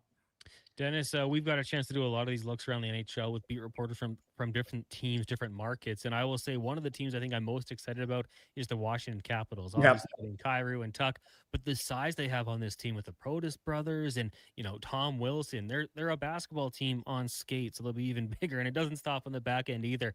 Vinny Desharnais, of course, as well, the former member of the Edmonton Oilers. So I want to ask you, out east, is there any team you're looking forward to tuning into? That's the team. They're monsters.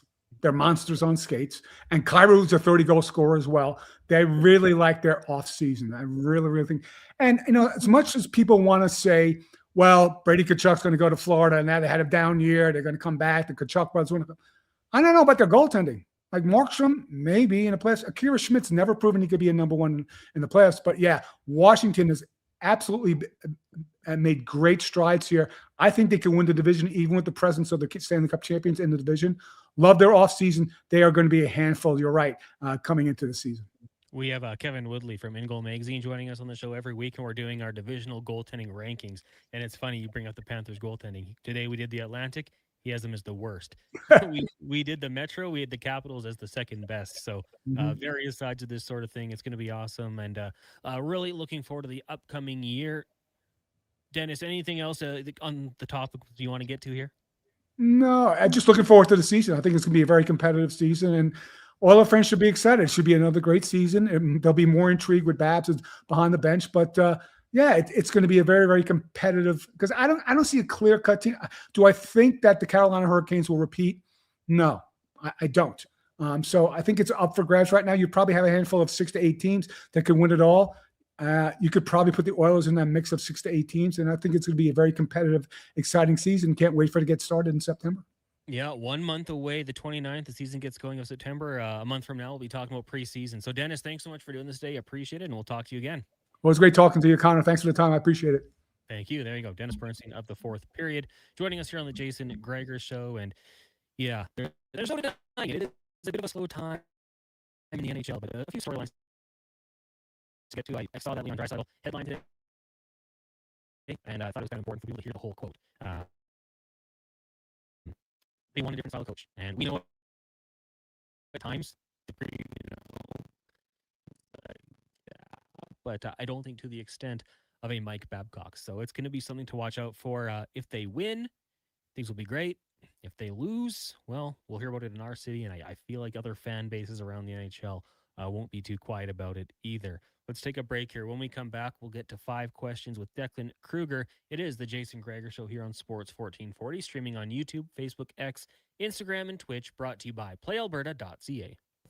Tee up for a great day on the course and support the Stony Plain Eagles Senior Men's Hockey Club. It's the Stony Plain Eagles Golf Tournament. Gather your foursome and join the Eagles August 25th at the Links at Spruce Grove for a 2 p.m. shotgun start. Enjoy a fantastic afternoon of golf, great company, and friendly competition, all while supporting the Stony Plain Eagles. Get all the details and register today at stonyplaineagles.com. Noodle noodle nood noodle nood noodle nood noodle noodle nood noodle noodle nood nood nood nood nood nood nood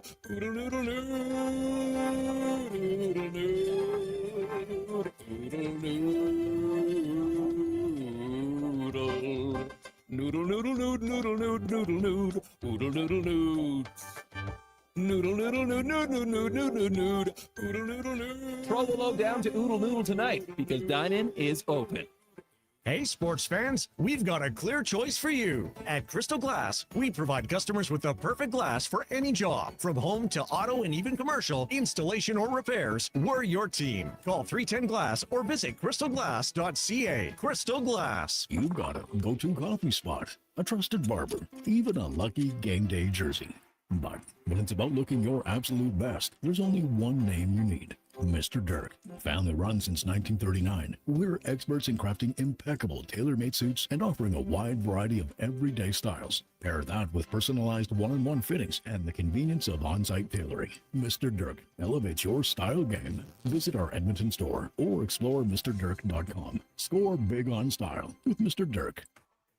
Attention Alberta construction pros. For over 50 years, Japa Equipment Rentals has been your go-to for top-notch equipment and stellar service. Whether you need rentals or expert maintenance, we've got you covered. Stop by our Edmonton or Calgary locations today. 2006, we saw the launch of Twitter. JT was #1 with Sexy Back, and the corner of Jasper Ave and 118th was never the same. On the Rocks, celebrate 20 years of OTR. Friday, September 18th. With Whale and the Wolf. Whale and the Wolf. 20 years of music and memories. 20 years of On the Rocks. Friday, September 18th. Get in early. Jasper Ave and 118th. Hi, Mike here from Northgate Chevrolet Buick GMC. Car shopping sucks. That's right. Going back and forth 100 times just to get a price. Give me your credit card for a test drive. What's all these extra fees? That sounds ridiculous. At Northgate, we do things a little differently. Good deals on new, pre-owned vehicles, good people, and a great selection. And don't forget about our employee pricing. Stop in and see us today, 13215 97th Street, or visit us online at northgategm.com. You're in Northgate country. 1 in 3 Canadians aren't getting enough sleep. Let the Brick help you sleep better for less. Save 40% on the Sealy Crown Jewel Resort mattress. Get sheets starting at just $49. And buy one pillow, get the second for just $10. Plus, take up to 55 months to pay with no interest and no money down. And with next day delivery in Edmonton, you can start sleeping better right away. Some conditions apply. OAC. See in store for details. The Brick, saving you more. Photographers, start your cameras. Vision Credit Union's annual photo contest is back. We're asking you to show us the people, places, and moments that made you glad you chose this rural life. Maybe it's the view from your farm, a walk down Main Street, neighbors pitching in, a weekend at the rodeo, or sunset down the back road. Share your photo to show why life in rural Alberta is a choice worth celebrating. Enter and vote at whatsyourshare.ca. What do you do with your metal? Lawn ornaments. Statues. I made this hat for Kitty, but it's a little heavy. Sorry, Mr. Fluffles. At Metal Supermarkets, they encourage you to submit your creations to the Metal My Way gallery today. You can win some great prizes. Go to metalmyway.com. A celebration of metal mastery. Proudly sponsored by Metal Supermarkets, the local convenience stores for Southside, West End, metalsupermarkets.com.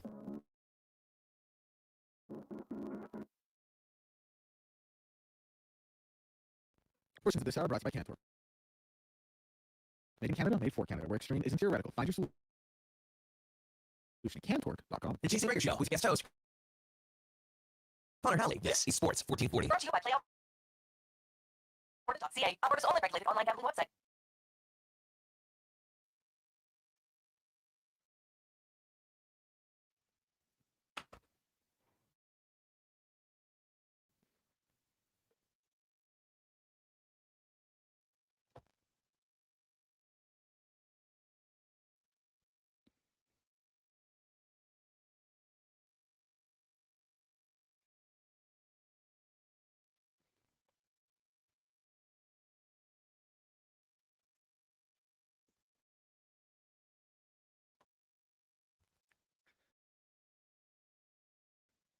Welcome back to the Jason Gregor Show here on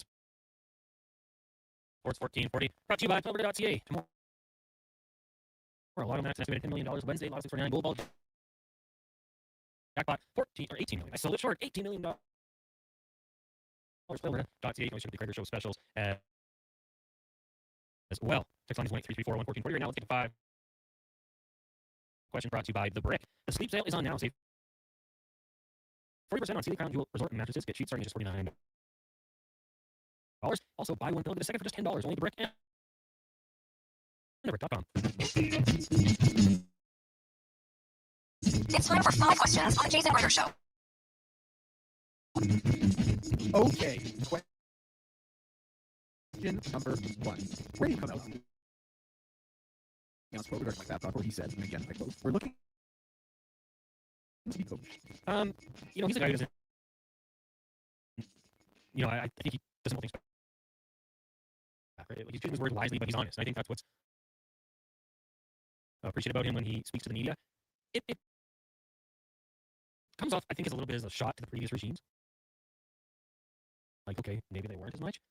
But I also think that, those two previous coaches, there might have been a little bit like, okay, these are my star players, and I'm going to have to treat them a certain way. I think the vibe is that Mike Babcock isn't going to, give them that. It's not going to be a filter because you guys are two of the best players in the world. Like, I'm going to coach you to win. That's how you get better. These are the things you guys need to hear as well. And if you don't do it, there could be consequences. So I think that's just the way I took it. I don't think it was supposed to be a huge shot at previous guys, but more so like this is the guy that we need at this point. Yeah, I think when you read the headline that was on tsn.ca where it says we're looking to be coached, it sounds like a shot at Knob or whatever. When you read the whole quote, it really doesn't read like that at all. Because he goes on to say, like, we're looking to be better. Sometimes we have to yell at things like that. He includes himself. I need to hear too, right? Yeah, him and Connor always include themselves. They'd be pretty crazy if they didn't, but credit to them, they do some NFL wide receivers. These guys need to be better. Question number 2. What is the ceiling and the floor for the Elks this season following their win against the Bombers? What did Michael Jordan say? The ceiling is the roof? Republicans buy sneakers too. The ceiling is the roof. One of the best quotes from MJ. I would say that is the ceiling. They could win it all. I think they have that capability. The defense shows like 26 yards in the second half. I tweeted it. They had to be almost perfect, and they were almost perfect. They held them to 3 points in the second. It was a heck of a performance. I think the offense showed you like when they need to move the ball downfield, they can do so. So I think the ceiling is a championship. The floor, I'll say road playoff game. Third seed in the West. Wow. Granted, like this division, despite the Elks being on top, is very close still. It just takes a couple weeks before things could swap, but I don't think they'll follow that. How about you? Yeah. I think the ceiling's an easy one, Grey Cup championship. Actually, the floor is the West final. Like, from what, no, but seriously, like, from what we've seen from this team to this point in the season, if they lose in the West Semi, that'd be a disappointment. So I think being in the West final, that's the floor of this team. I like it. Question number 3: would you have gone with Deshaun Shador or possibly Dylan Gabriel for the Browns quarterback job? And what do you make of the direction they went? Well, the direction I think is interesting. As I said, we had Andy McNamara on the show 2-3 weeks ago, and he's a big Browns fan, but I think called it as he sees it and said, like, we know what he is. We don't know what Shador is. We don't know what Dylan Gabriel is. So let's see what those guys are. Apparently, the coaching staff decided they're not what they want. They don't believe in those guys, and probably coaching to win games. And even if that is just slightly better, because I can tell you, I haven't seen it in a long time, but I've seen really good Deshaun Watson as a quarterback. We're just talking football field. I've seen incredible stuff, MVP caliber stuff. I haven't seen that from Shador. I haven't seen that from Dylan Gabriel. So is it in there? I don't know. I think the supporting cast they've built up, they've invested in their offensive line through the draft, through free agency. See, they drafted skill positions, Concepcion and Austin. The running backs were last year, Carroll Fanning Jr. as well. So I guess I think this might be the right decision, just because if Shador right now is a 6 out of 10 and there was a 5, maybe we'll take it a little bit lower. If Deshaun Watson comes and he's a 6.5, then that's the best position to win. Unless they got to do like when they made that hire, it's Todd Monken, right? That to me was like that's not a lot. That could be one bad year and you're out, similar to Pete Carroll and the Houston Texans. Any Raiders coach. Yeah. Browns coaches might not always have belonged to yourself. Like they moved on for Stefanski. After he's been one of the better coaches that we've seen in the last little while here. So I'm going to assume this is a move to win football games, so it's probably the right move. If it were me, because I don't know what the future holds. Watson is a free agent after this. I might want to see what I have in the quarterbacks. Yeah, I understand it. I understand keeping Deshaun on the roster. That's obviously the easy one. Yeah, of course. Like, when you think of the guarantee contract, I just think like Shador must have. And we saw a lot of camp videos about how bad he looked. So I think you're right. Like, you're trying to win football games. I don't think this will be all season though. I think they will check down to one of those two guys, probably Shador. And then just quickly, like you talk about Stefanski, that sucks for him. Everyone knew it wasn't really his fault, but you had to move on, right? So good for Atlanta. Yep. I think that's a pretty good spot for him. Question number 4: do you have a favorite post-game sports interview, one that you still rewatch or think about? Probably nothing like post like in the room, but like Bart Scott. Can't wait. Yeah. Just running away afterwards. Probably be the one for me. I thought that was pretty funny. Was playing linebacker. The Jets. I think they asked what the next game is in the postseason. You said can't wait. Right away. That one always stands out. I mean, there's the class, the playoffs and all that sort of thing. But Uncle Bart Scott. 2 words. How about you? Oh, dude, any Adrian Broner interview. His post-fight versus Jesse Vargas and post-fight versus Manny Pacquiao. Just like the funniest stuff in the world. Don't give that a watch if you have a chance. I would Patty did that. No, dude, you gotta watch Adrian Broner. Seriously, go watch his post-fight interview after the Jesse Vargas fight and after the Manny Pacquiao fight. Even after the Paulie Malignaggi fight, actually. Speaking of boxing, hey, question number 5. You talked about Tommy Burns today during Stats of the Day. I thought that was a cool team. dive. So I asked, who is your favorite Canadian boxer ever? This is just Canadian citizens. Or that's the boring Canada. Interpret it how you would like. Okay, because I want to go with Arturo Gatti. Yeah, great choice. Gatti Ward. Those fights were incredible. Like, that wasn't even something for me. I was a huge boxing fan. But I would just watch the highlights on SportsCenter, and it's just two guys going out there swinging. So Arturo Gatti for me would probably be in that conversation. He was outstanding to watch. R.I.P. And then I guess Lennox Lewis was another guy, like born in England, right? But citizenship. Lennox Lewis would be probably the other guy for me that would be right on there with him. Yeah, great answers. Well, is there? You tell me, because you know more about boxing than I do. I kind of feel like I won't. Well, obviously. No, like the boxing nerd answer should be Sam Langford. Fought from lightweight up to heavyweight. I would say unanimously regarded as the best fighter ever to never hold a world title because he was black and he couldn't get a title shot. And even after Jack Johnson won, and Jack Johnson beat Tommy Burns, by the way, for that heavyweight title. After he won, he wouldn't give Sam Langford a rematch, even though he himself was black. So like that should be, the boxing nerds answer. But the fights Arturo Gatti put on, like he was just such a blood and guts warrior. He never had a boring fight. You talks about the Mickey Ward trilogy, and even fights he like. I don't mean this to be rude to Arturo Gatti, but even fights he lost, like the Floyd Mayweather fight, the De La Hoya fight, it showed that like there were levels to boxing, and that in and of itself, you were like, you like I still go back and watch the Mayweather Gatti fight where Mayweather just beat the piss out of him. And I'm just like, what an unbelievable boxing display that was, and like it's different. So to someone being like a boxer versus a true slugger. So and just never a boring fight. So I'd say Arturo Gatti as well. Good pick. Text line 833-401-1440. Scotty the Bulldog Olsen.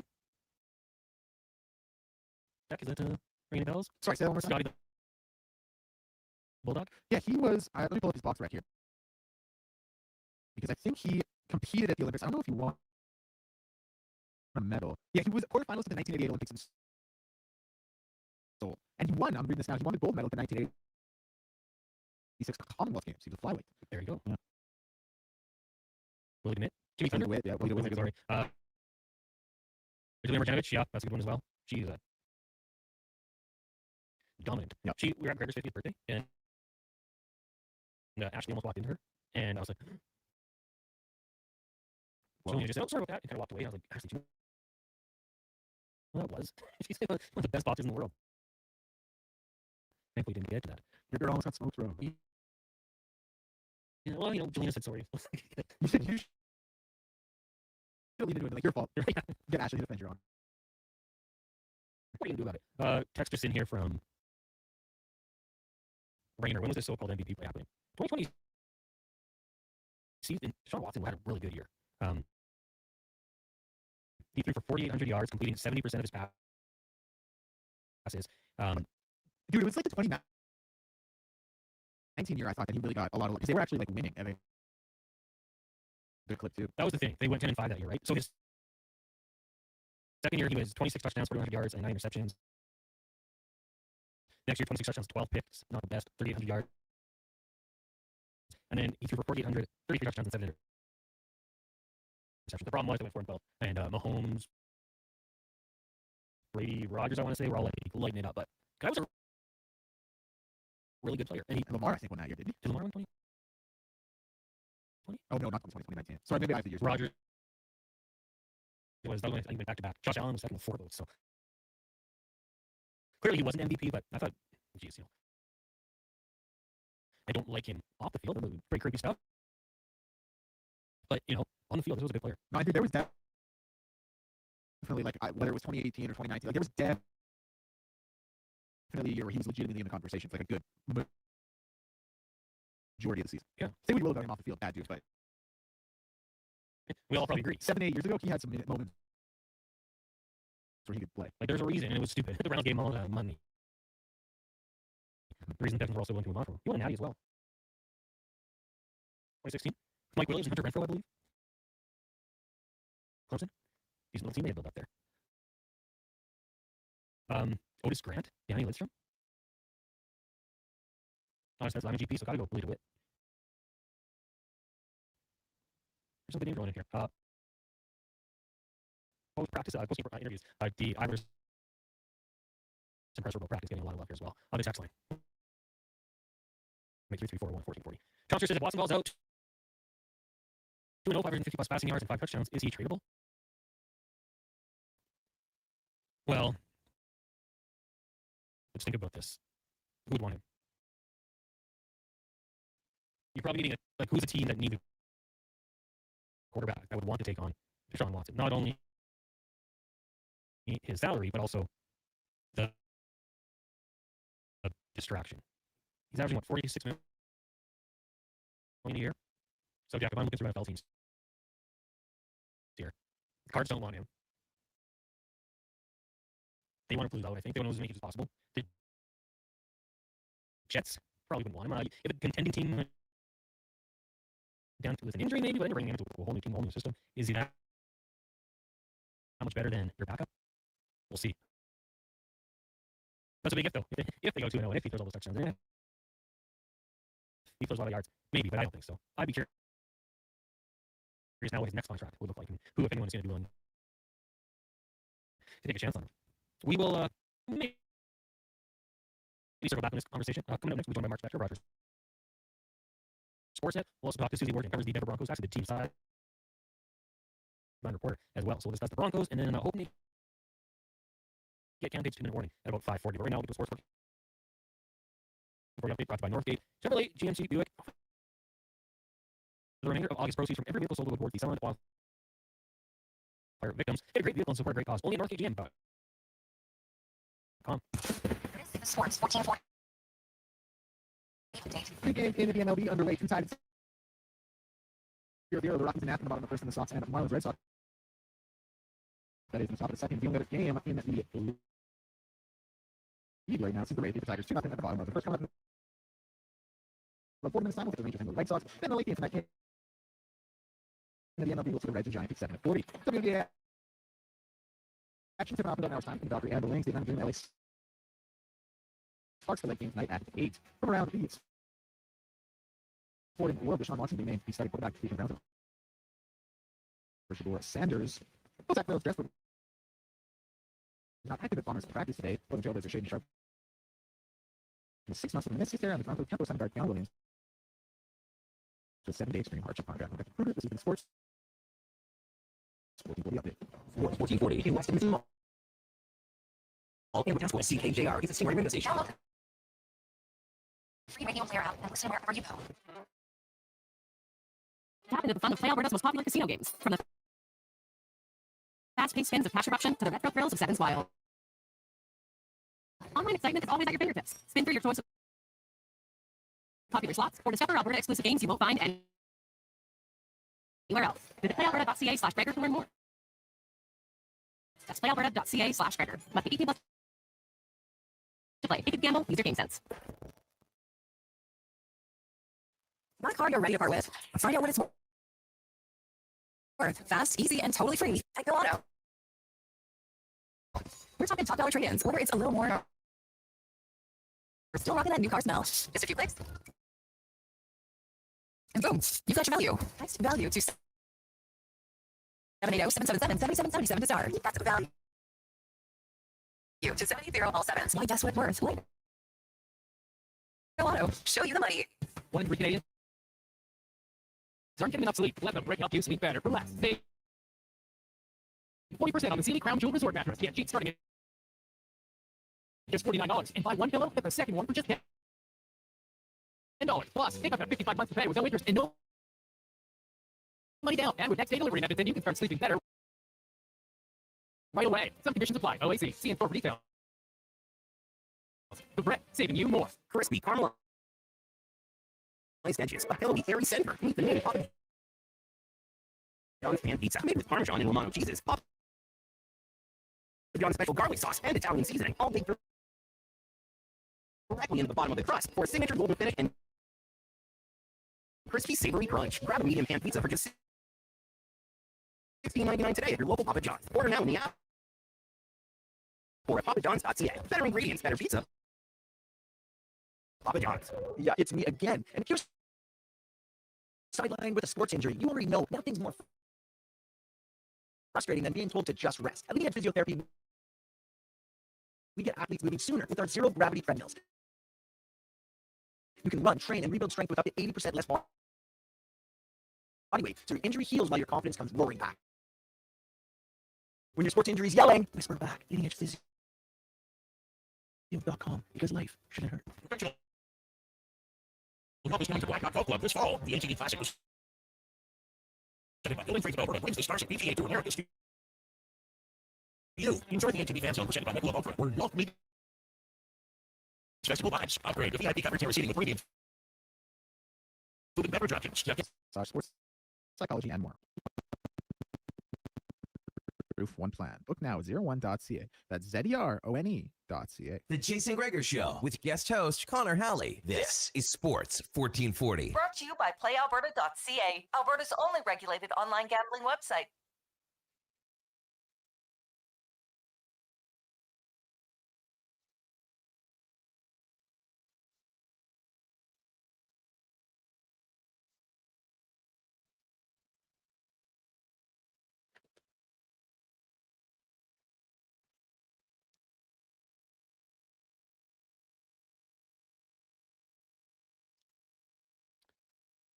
It's 5:04. Welcome back to the Jason Gregor Show here on Sports 1440, brought to you by PlayAlberta.ca. Tomorrow night's Lotto Max, an estimated $10 million. On Wednesday, you got the Lotto 649, $18 million gold ball jackpot. And of course, head over to the sports section, check out the Jason Gregor Show on the top tab. Check out our specials, boosted as usual. But remember to use your game sense. Connor Halley, Dustin Kruger, and Mackenzie McLennan with you here on Sports 1440, streaming on YouTube, Facebook, X, Instagram, and Twitch. I think there were some issues, but we rebooted the stream, so hopefully that'll clear everything up for the final hour of this show today. We're going to talk some Broncos with Susie Warrigan, get to Cam Tate's 2-minute warning, but right now it is the Spec Report, brought to you by GS Construction. They're hiring operators, pipe layers, and a superintendent. Work for a fantastic company that loves to promote from within with great benefits. Also, huge sports fans. Apply at gsconstruction.ca and search careers, as we are joined by Mark Spector of Rogers Sportsnet. Spec, good afternoon. How you doing today? Doing all right. How are you guys doing? Doing really good, thank you. So let me know, how was the experience Friday night for you down at Commonwealth? Oh, totally awesome. Totally awesome. The tailgating is just such a great scene down there. Like, I ran into, if you're an Edmonton person and if you've been around sports and if you know some people around town, just being here, like, you can't walk 20 steps without seeing someone there. Ran into the Brent Cordy and Terry Cordy, whose son is, come on, give me the first name of the center. Sorry? Mark Cordy. Mark Cordy's dad. I covered U of A sports at the U of A newspaper when Brent and his brother Terry, who is Mark's uncle, played for the Golden Bears. So I'm walking along, and they're behind a griddle cooking up a bunch of food, had a nice laugh with them, ran into Tim Princeton, just saw a whole bunch of people. It was so much fun. And then you go in the game and everyone's ready to watch a football game. You're primed up after tailgating, you've had a good meal, and the game was awesome. So it couldn't have been a better night, Connor. I'm with you. I went out there at halftime, just kind of the concourse. I ran into Britt from Global, and Daintree was there. And saw them, yeah. Ran into them as well. And everybody was there. It was Shea Gannon was there, yeah. Yeah. It's a really good time down there. And hey, you can now vouch for it firsthand. The team, especially in the second half, they'll make you want to come back. Yeah, the thing about a team, like, it's a long season, and there's always going to be different ways to win. You can't win if you're a team that wins the same way. We win on the long ball, or we win in our running game, or whatever. Eventually someone figures you out, and now you need a plan B. But this Elks team, like, I got to give them credit. This was a completely different win. They've had a couple where you remember against Ottawa, they were kind of close after 3 quarters, and then they blew it open in the fourth. And I think it was the same against Toronto the other day. They were up by 12 after 3, and then they blew them out in the fourth. And this one was different. Like, they got owned in the first half by Winnipeg, man. We all saw the first downs. It was like 16-2 or something. And then they turned that game around the second half. Like, they did their adjustments at halftime, and they owned that whole second half and win on the last second field goal. So, they don't give the Elks credit, man. They're winning games, but they're not winning them all the same way. Yeah, 100%. And I mean, I saw people kind of, I don't want to say like lowballing their wins or anything like that, but kind of like discrediting the blowouts at the end. Well, they didn't do it till the end, but I think, yeah, Who I mean, they cares? wore them down. They physically imposed them, and that's a good sign of a good football team. And then in this game, a slow start, but I'm sure there was some challenges to the defensive unit. They allowed 24 yards in the second half. Like, it was a really impressive game and showing different ways that you can win. And again, continuing with the run game, maybe a little bit more creative, getting Justin ranking the ball in the second half and putting up the points, kind of what you need to see. And I don't know if you've got a chance to watch the post-game videos with Mark Killam speaking to them in the room. The social media team does a great job with those, but you just see it. Like, they are building a really, really good culture here. They really are. Like, and like, it's easier. Like, there's a sequence here. You can't win if you don't believe. So you got to believe, no matter how good your team is. If you don't believe, you won't win. So you got to believe. But if you believe and you keep losing, that belief is hard to uphold. It's hard to keep believing in your team if you're 0-7, 0-8. The Ottawa Red Blacks, I guarantee you, belief in that dressing room is a challenge. But the opposite is true. When you believe and you win, when you believe and your coaches give her the right strategy, when you believe and the guys around you, you're putting your trust in, all deliver and you deliver too. Now belief is at an all-time high, right? Now, they're proving to themselves every week. We can do this. We are this good. They're going to be in first place after their bye week, guaranteed. And then you got 2 games against Calgary, who at this point's the last place team in the West. So that's, you see it in the dressing room in those video clips after a win. Like, this is a team that they're really then they should be. They're really enjoying what they're going through this year after what they've gone through the last few years. Mark Spector of Rogers Sportsnet joining us here on the Jason Gregor Show. Connor Halley sitting in, and you talked about the Ottawa Red Blacks, and they bring in Jim Popp today. And there's kind of some parallels between what they are going through and the Edmonton Elks the last few years. They have their coach and GM, Ryan Dinwiddie, trying to do 2 jobs, similarly to what we saw with Chris Jones here. The presidents and having issues there. And, before the Elks hired Chris Morris, there was some issues there, and they kind of fixed that with Chris Morris. But can Jim Popp coming in here, and granted, his resume is fantastic. 21 years with the Alouettes. They made the playoffs 19 occasions, won 3 championships. Do you think that he can stabilize this at the very least? Because nothing is going right with that organization, top to bottom. Yeah, I mean, sure, he can stabilize it. Can he stabilize it this season? No chance, right? You don't turn a football team over, from September 1st on. Right. So Jim Popp, his resume is excellent. He's a noted and historic CFL builder of really good teams in Montreal. Absolutely. Why would he have lost it? But if the question is, can he make a huge impact this season? No chance. He's not making a big impact. He's still got to dig down before he starts filling the hole in Ottawa. So they're going to survive the year. They're not going to make the playoffs, and Jim Popp will go to work in the off season. And I have a ton of respect for the guy, but I think it's unfair to say, turn this season around right now and get us in the playoffs. I mean, come on.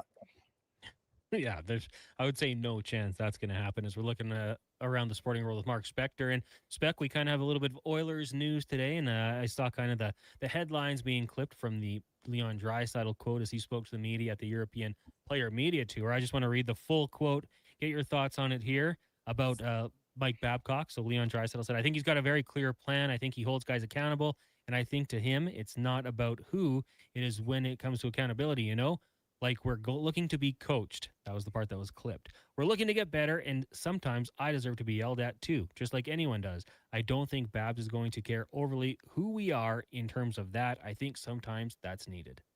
Well, I really feel like, I have a respect for all these guys in the Oilers, among the players, and everyone who's saying, we've tried it many times here. We've been at this for a decade.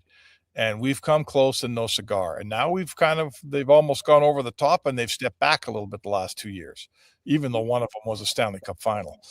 And that they're saying to you, Connor, and everybody, they're saying, hey, we're accepting of a new set of eyes, of a new guy behind, with his hand on the rudder. We're accepting of someone who's going to chart us in a direction. We've tried all the directions we know. We've tried all the tricks we got, right? Let's bring someone in who we feel is going to be completely different than anything we've had here before, and can, maybe he's got the key to the lock that we can't seem to unlock here. And I'm not telling you Mike Babcock's absolutely for sure the guy. I'm not saying that he doesn't have a crazy past and all that stuff. But what we can all agree on is they've never had a coach like this before. We can all agree that everyone who's ever played for him says that he's he runs a great bench. He's really prepared. Things like how did the Oilers, remember when Connor McDavid said against Florida, he said it seemed like we just kept trying the same thing over and over and it never worked. Mike Babcock's reputation is that he figures out what the problem is and he makes the right changes and adjustments.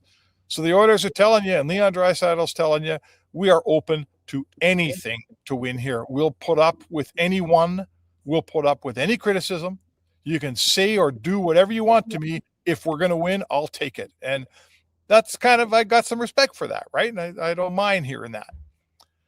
Yeah. I mean, no matter what happens, there's going to be a lot to discuss, and that's great for people in the business. Oh, boy. It'll be a good year for sure. Mark Spector of Rogers Sportsnet joining us here on the Jason Gregor Show. Let's look at the Blue Jays. And for the first time in a long time, the Jays didn't win the series. They dropped 2 of the 3 against the New York Yankees over the weekend. They're a game and a half back. But on the flip side, and I don't know if this is going to be positive or negative, the rest of their series are against teams with below 500 records. And I kind of like what they were doing when they had to play Boston, New York, Tampa. You're playing these teams that you got to be on your game for. Now it's teams that statistically aren't quite as strong. What do you think's going to happen down the stretch here with these series, Spec? Well, I mean, this is baseball's an everyday game. And yeah, it is awesome that they went through this stretch. I think they were, I don't know what their number turned out to be, 8-5 or something in series against Boston, New York, Tampa, New York. So 4 series, I believe they played like 13 games, and I think they won about 8 of them. So that's great. That's excellent ball. You play like that, you're going to win. But that's great. But they're in the rearview mirror. They're still not a wild card team. And now, they got a bunch of teams. They got about 6 left with Kansas City. They got a Cleveland series. They got a bunch of series with teams that aren't as good as the Yankees and Tampa and Boston. But that doesn't mean those guys are rolling over for you. Now we find out about Jays here. Okay, can you play the same level of ball against the rest of those teams that you just did against the Yankees, Red Sox, and Rays? And that's the task at hand. So it's really cool to look at the opponents for the rest of the year and say, hey, this looks great, but you got to execute. You got to go beat them. They're not going to beat themselves for you. You got to go out and beat them. And will they do it? You know what? We'll find out what this team's made of. If this team sneaks in as a wild card and gets it done, I don't think I'd want to play them in the first round. Would you? No, because I mean, we talk about it in hockey all the time, on various different sports. Like if they're fighting to get into a playoff spot, they're in playoff mode. I think they needed to get into that mindset to get into the postseason, and it starts tomorrow with Kansas City, like you said. Then you got 3 with Seattle. Then you head on the road for Cleveland, Kansas City, Sacramento, playing in the small park down there. Then Baltimore, Detroit, Texas, Baltimore, Cincinnati. It's gonna be a lot of fun here. I'm looking forward to the next few weeks here. NHL is gonna be here right away too with the preseason getting going. So yeah. Summer's just about done here. Spec. Summer's just about. I had to talk to my boss today. Could you believe it? Half an hour I was on the phone with him, for Pete's sakes. Really? That's when summer is coming to an end. Hey, when the hockey writers start reporting back. Yeah. I can't wait to text you guys to come on the show and no more of that whole I'm on vacation. Text me in a few weeks. Yeah, right. Easy for me at least. Yeah, Spec, thanks for doing this. All right, man. Thanks for having me. Talk to you tomorrow. There you go. Mark Spector of Rogers Sportsnet. So he joins us every day here on the Jason Gregor Show around 5 o'clock. Text lines 1-833-401-1440. Kind of got him off there. I hope there wasn't a big thing he was going to say. Day One Dave says, if the Jays are going to go anywhere, Lottie needs to come out of this year-long slump. 100%, Dave. They're winning games with him not doing a whole lot. If he could just find a way to do something, chip in a little bit more up, be great. Every once in a while, find a way to hit it out of the park. I have a friend who says they're going to make the playoffs and he's going to be bouncing back. That would be huge. They really would, but I'm not holding my breath right now. Just the way things have gone. We're going to take a break here. When we come back, we'll talk some Denver Broncos, a team that last season was on the cusp of going to the Super Bowl. And then we find out their quarterback broke his foot. Well, he's going to be back. Bo Nix will return to the lineup. He'll have a new weapon in Jalen Waddle and another year under the Sean Payton-led offense. We'll talk Broncos and more when we come back. It is the Jason Gregor Show here on Sports 1440, streaming on YouTube, Facebook, X, Instagram, and Twitch, brought to you by PlayAlberta.ca. The job isn't done until the last load is hauled, and having a semi-trailer out of commission is not an option. Whether replacing or adding to your convoy, Edmonton Trailer has a huge inventory of new and used semi-trailers, trusted by the gravel, logging, oil field, fluids, and freight industries. Find a trailer right for you online or at one of their 3 locations. For sales, service, parts, rental, and finance, when you're in it for the long haul, Edmonton Trailer. What if you could hire motivated, safety-trained youth with no risk and funding to support you? At Careers the Next Generation, we make hiring easy with funded internships across Alberta in trades, IT, forestry, and more. Interns are WCB covered, complete high school accredited safety trained, and arrive ready to contribute from day one. With 42% of RAP students completing their apprenticeship by age 22, you get skilled workers faster. Spots are filling up. Visit careersnextgen.ca today. He's a legend in the booth. And a master on the mic. Low Tide brings the banter weekdays from noon to 2. Sports 1440 is where Edmonton talks sports. Get in the game. Text 833-401-1440. Here comes Action Electrical Service Team sprinting onto the scene. These are your first responders for any electrical emergency. That's right. With their fleet of service vans and specialized gear, they assess, they service, and maintain electrical lighting and automation systems. They're all about rapid response. Quick diagnostics and repairs to restore power and safety fast. Hire the Action Electrical team to bring home a win for your project. Visit actionelectrical.net. You don't just need property services, you need problems handled. HireGood provides cleanup, debris removal, site monitoring, and safety attendance across Edmonton. We reduce issues on your property, keep spaces safe, and take pressure off your team. We resolve real problems for businesses while creating real impact. Because our team is built on second chances, and they show up every day ready to prove it. Visit hiregood.ca or call and mention Jason Gregor for a first-time discount. HireGood. Stable jobs create stable lives. Hey, Gary, is that your dad? No, this is Evan, the new sales rep I hired. Oh. First impressions matter, but when hair loss takes over, it can feel like you're not being seen for the maverick you truly are. Hi, I'm Dr. Vance Elliott. At Advanced Hair and Skin Surgery, we know that hair loss is more than just a cosmetic issue. It's personal. Let's discuss all the cutting-edge options available so you can make a great impression every time. Book a free consultation today at drvanceelliott.com. Hey, my name is Samantha. I work as an assembly technician for Ford of Canada. What I love about working at Ford is knowing I'm part of something I'm proud to stand behind. And when Ford does something like employee pricing, it makes me even prouder to work here. And that means you pay what I pay. Ford employee pricing is on now. On select 2026 F-150 models, get over $13,600 in total price adjustments. For details, visit your Alberta Ford store or Ford.ca.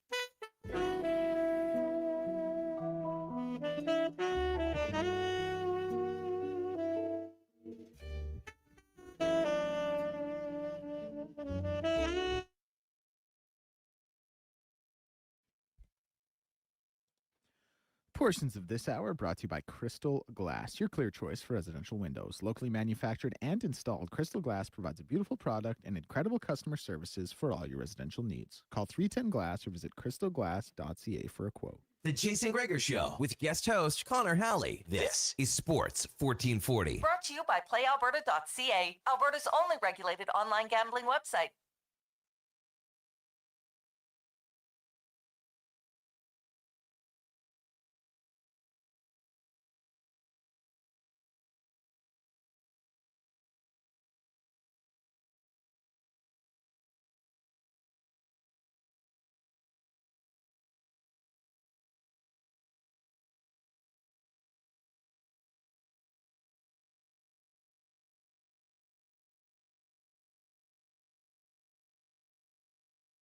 Day Still to come, we're going to get to Cam Tate's 2-minute warning. But right now, we'll get to the NFL report brought to you by Legacy Heating and Cooling, home of the no payment, no interest for 1 year on your furnace or AC. Bundle them together and save more at legacyheating.ca as we are joined by Susie Warden. She's the Denver Broncos sideline reporter. Susie, good afternoon. How are you doing today?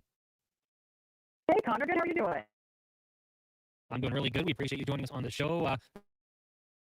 Before we get to it, all the things going on in Bronco country, sideline reporter, have you ever had any close calls with players? We're going to work by you because we see the camera crews a lot.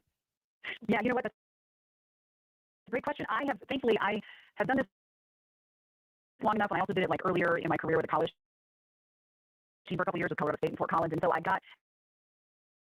for one of those years I was pregnant, so I was always very cognizant of who the ball was, and so I think it's kind of ingrained in my brain to always make sure that I know where the play is. When I was pregnant, my husband was like, you always are behind the ball, never be in front of the play, ever. So I do take those chances, and I will go in front of the play, but I am always very cautious of what's going on. So knock on wood, no close calls, which is good. I can get out of the way quick enough, hopefully. Yeah, 99 awareness right there. Yeah, it's going to be a fun season for you, I think, with the Denver Broncos. Because obviously last year, so close to the Super Bowl. The unfortunate injury to Bo Nix, obviously a huge role. I think with a healthy Nix, Broncos probably handle the Patriots. And that was just such a weird thing to happen because we didn't really know what was going on. And it was, I mean, you would know better than I, but I feel like 20, 30 minutes after that game, it was like, hey, Bo Nix broke a bone. He's not going to play anymore. And the Broncos had to shift to Jarrett Stidham. But how's Bo Nix looking in his return to the field? Oh, he's looking really good. He looked really good in the game this past Friday against Green Bay. It was the first time that he had the call from Davis Webb, who is now calling plays, our offensive coordinator, because Davis called some plays for 2 games, I want to say, last year, but Bo didn't play in those games. So it seemed like it went really, really well. And to go back to your story about that AFC championship or the divisional game when Bo broke his ankle, that was wild because there was nowhere, like, none of us knew. We were in the locker room, guys are celebrating. It's a great time. And on our broadcast, we always get the quarterback. And so we were waiting and waiting to get Bo, and we weren't getting him. And it's, kind of a contractual thing. And we just won the game. It was huge. And finally, I was told by Broncos PR, they said, hey, well, you guys aren't going to get Bo. And so I had to tell our play-by-play guys, like, we're not going to get Bo. And they're like, are you kidding me? Why? Why would that happen? And we were still clueless. Nobody knew. And then suddenly they closed the locker room. And I thought that was also kind of odd. I go upstairs from the locker room to our booth and bring my equipment in, and one of the field guys stops in the hallway. He's like, hey, did you hear about Bo? And I said, no. He's like, he broke his ankle. I'm thinking, I said something you can't say on radio. And that's pretty much what everybody say, are you, kidding me? And it was like literally a morgue. The place switched from absolute elation to total, oh my gosh, how are we going to do this without Bo? So we realized, and everybody put a lot of faith in Jarrett Stidham in that championship game against the Patriots, but we had a snowstorm that came in at halftime. It was just the weirdest thing. We had no running game, nothing. So I think they've addressed so much of that. But a lot of it's going to be dependent on Bo being healthy, and so as long as Bo can stay healthy, we've got a very powerful offense with new weapons, especially with Jalen Waddle. So I think there's a lot of renewed promise for this year, and also with J. Dobbins coming back too. That's huge for us as well. And the defense is just the defense. I mean, it's exciting all around for sure. Susie, I'm sure I brought it up in our conversation in the past. I am a fan of the LA Chargers, and I can remember Bo Nix a couple years ago. Like the Broncos should beat the Chargers by a couple, but just missing on those deep throws. And one way would be maybe a guy who can run under. And Jalen Waddle can certainly do that. The guy can fly. How has he been to watch so far at camp in the preseason? Very fun. Like he is getting everybody extremely excited every time something happens. Like, ooh, that's why they brought him here. He's so good. And he was actually on the podium today. I went out to Broncos practice, and he was one of the guys that they brought out, and he just talked about how good Bo is, how much Cortland has helped him as he's come in here. But he's really excited to be here with Bo, and I think he understands the new dimension that he is bringing to this offense. So it's super exciting. He caught a pass from Bo on Friday night, and everybody was just like, yep, here's our future. Here we go. So it wasn't even a touchdown pass, just a pass, but it's all we needed to see. It was a 35-yarder, so we'll take that every day. 100%. And one of the things I look at, Susie, when I look at this Denver Broncos roster, like the players returning, you go to ourlads.com and they have the Broncos depth chart and they color coded. It's very simple to use, very easy. In yellowish orange is new players. There's not many. Like you look at the first and second team here, like Taylor Rapp and Jalen Waddle. Outside of draft picks, they're like the only guys there. I mean, they're building something here, and that chemistry should pay dividends, I would think. It's crazy, Connor. I've actually asked many guys in camp, and guys like Mike McGlinchey and guys that have been around for a long time, have they ever been a part of a team, especially in today's day and age with free agency, where you have this rate of return? I mean, it's like almost 95% or something silly like that, which just does not happen. You just don't, keep that kind of players around with free agency, but they were able to sign so many guys back, which just goes to show what they think of a lot of the players. The only really one that got let go was John Franklin Myers, and I mean, we're going to be able to fill in for him, fairly well, because there's a lot of depth at that position. I think Malcolm Roach will be somebody that goes in there. So it's very unique and it's exciting, because when I looked at all of our free agents after the season, I'm like, oh man, we're going to, you just think you're going to get decimated. And they went to work and they got all of them signed back except for JSM. So it's really cool. It's fun to take, because I think a lot of us old schoolers will miss the old days of when guys were on teams for 9, 12 years and they just played their entire career with one team, and we just don't see that as much anymore. So this is really cool to see all these guys. They are very, very close to each other. Last week in practice, this week today, in fact, on Monday, there was a little bit of a scrimmage in practice. Sean called it. Sean Payton called it. Probably haven't called it tussle. It was just, I talked to Michael Glinchey about it in my pregame interview. He said, we're like family. We're like brothers. He said, you go home sometimes with your family. You love them, but you still fight with them. He's like, I've been going to the same defensive line for 4 years in a row, and sometimes I'm tired of them, and they push my buttons, and that's what happened. So, but they are very, very close. They're a really, really good group, and so it was really nice to have it all kind of come back around, and then have the cool addition of a Jalen Waddle, and then like John Coleman, our rookie running back, some of the rookies they drafted too. It's exciting. I mean, right now it's exciting, and I think so is the future. Susie Morgan joining us here on Jason Gregor Show sideline report for the Denver Broncos, and you talk about John Coleman. You mentioned J.K. Dobbins earlier on. R.J. Harvey's still around here. We talk a lot of fantasy sports. Probably not surprising to you. This backfield is loaded, and I don't know who I think people should be looking at it. It's almost one of those situations where, like, maybe just stay away, because they kind of have a three-head monster here. I know a lot of people like Coleman long term, but right now, are you expecting for the time being Dobbins to be, the designated starter? Yes, in fact, it's funny you say that, because I was just talking to Ryan Edwards, who does all of our studio hosting. He does a new show here in Denver. We were at practice today. He's like, he said, I'm watching JK, and JK's getting, like, first down reps, maybe like second, but then Jonah will go in.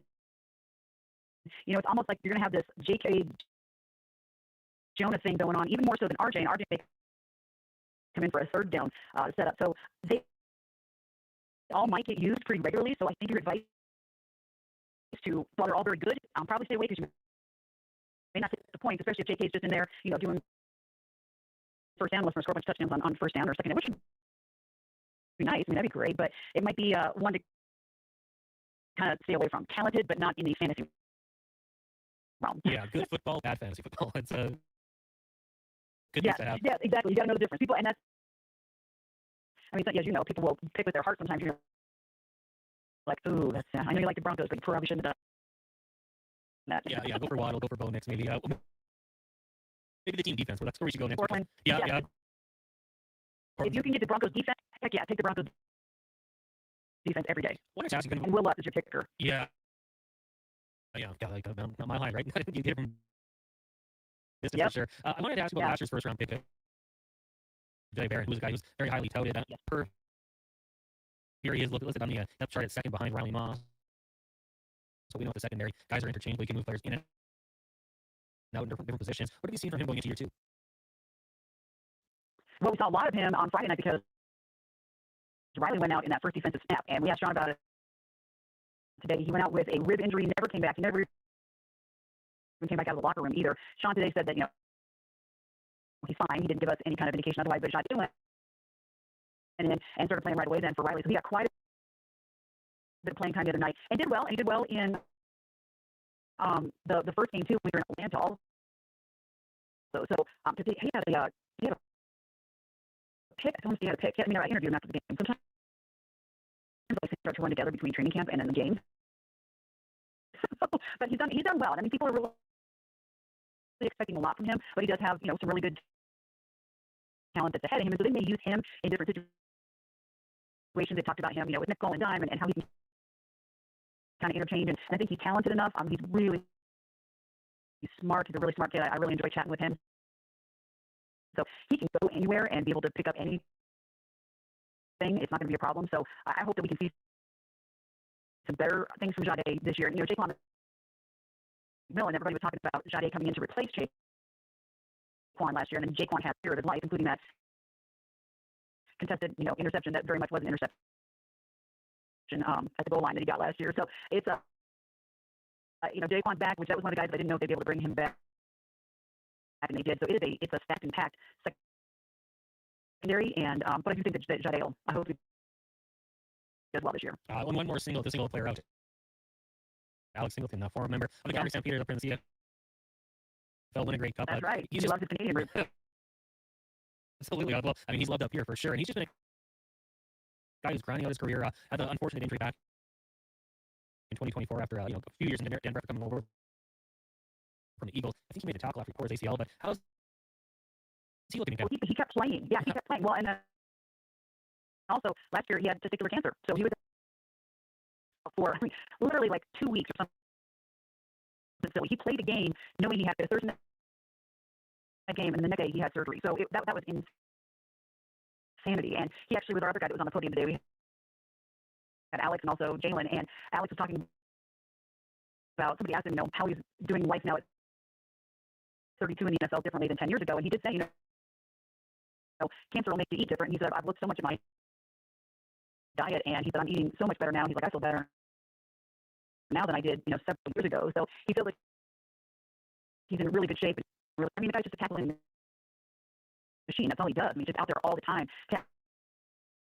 So it'll be a combo with him and Justin Strnad, which would be really exciting to see. And I mean, I'm a huge Alex Singleton fan too, and everybody, roots for him because of what he does. His sister has Down syndrome. He does so much for special Olympics. He's just a great guy off the field, and so he just even more when he's on the field, which is really cool to see. But I expect more of the usual from Alex Singleton this year for sure. Yeah, he's a special guy. I will say he's a rival from Edmonton. From his time in Calgary, he's a rival of my Chargers, but I still like him. So I think that says a lot about how good of a guy he is. So just a couple more before we let you go. We're talking some Denver Broncos with Broncos sideline reporter Susie Warden. This team's going to be kicking off their regular season against the Kansas City Chiefs on Monday Night Football. I already got the music in my head. I cannot wait for this matchup. How are you looking at the division when it comes to, I think we know the Raiders they're a last place team. They picked first overall for a reason. The Chargers went to the playoffs last year. The Chiefs, we think, are going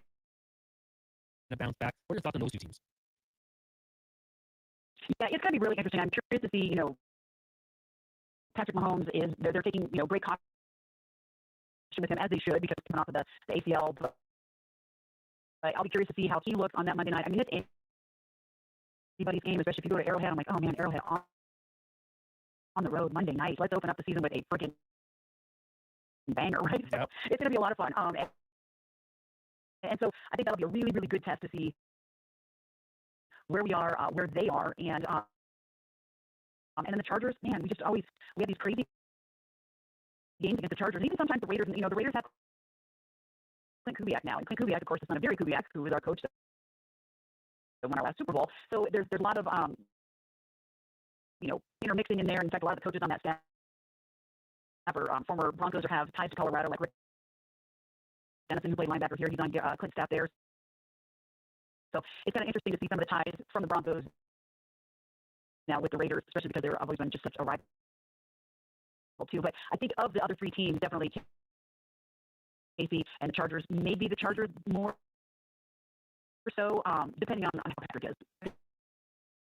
That's, their whole team is very dependent on his play this year. And that's to be determined. You just never know how somebody comes back from an injury like that. Is there a city on the schedule looking forward to going to the most? Well, there's a couple of stadiums I have not been to. One of them we went to pre-season, so Atlanta. I hadn't been to their Mercedes-Benz Stadium.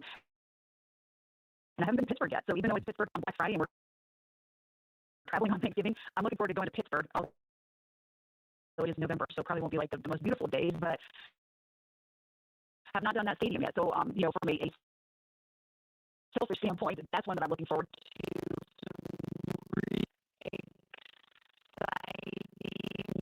Matchup games. We've got the Seahawks on a Thursday night football.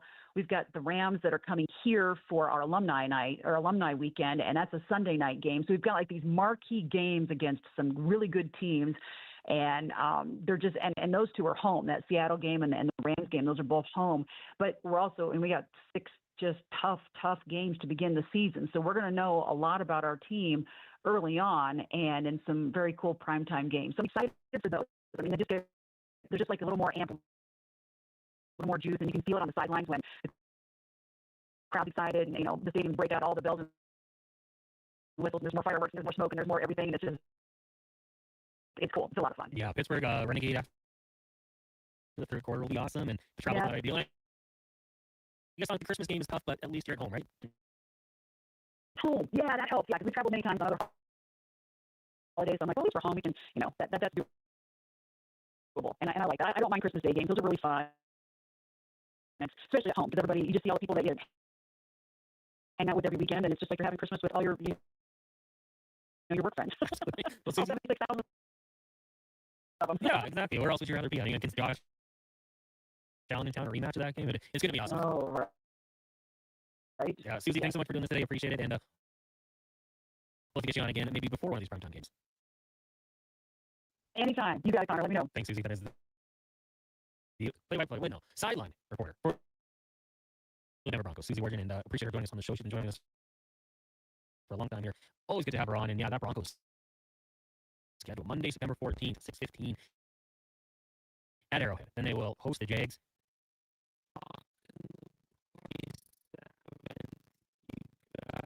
The Rams in Denver, alumni weekend, and Aaron Donald might be back. Then they go to San Fran, then they go to LA for the Chargers, then they host Seattle. They get a bit of a nice break before Halloween, get the Cards, with all due respect. Then they host Kansas City, they get Carolina. Bye week, Raiders. Not bad.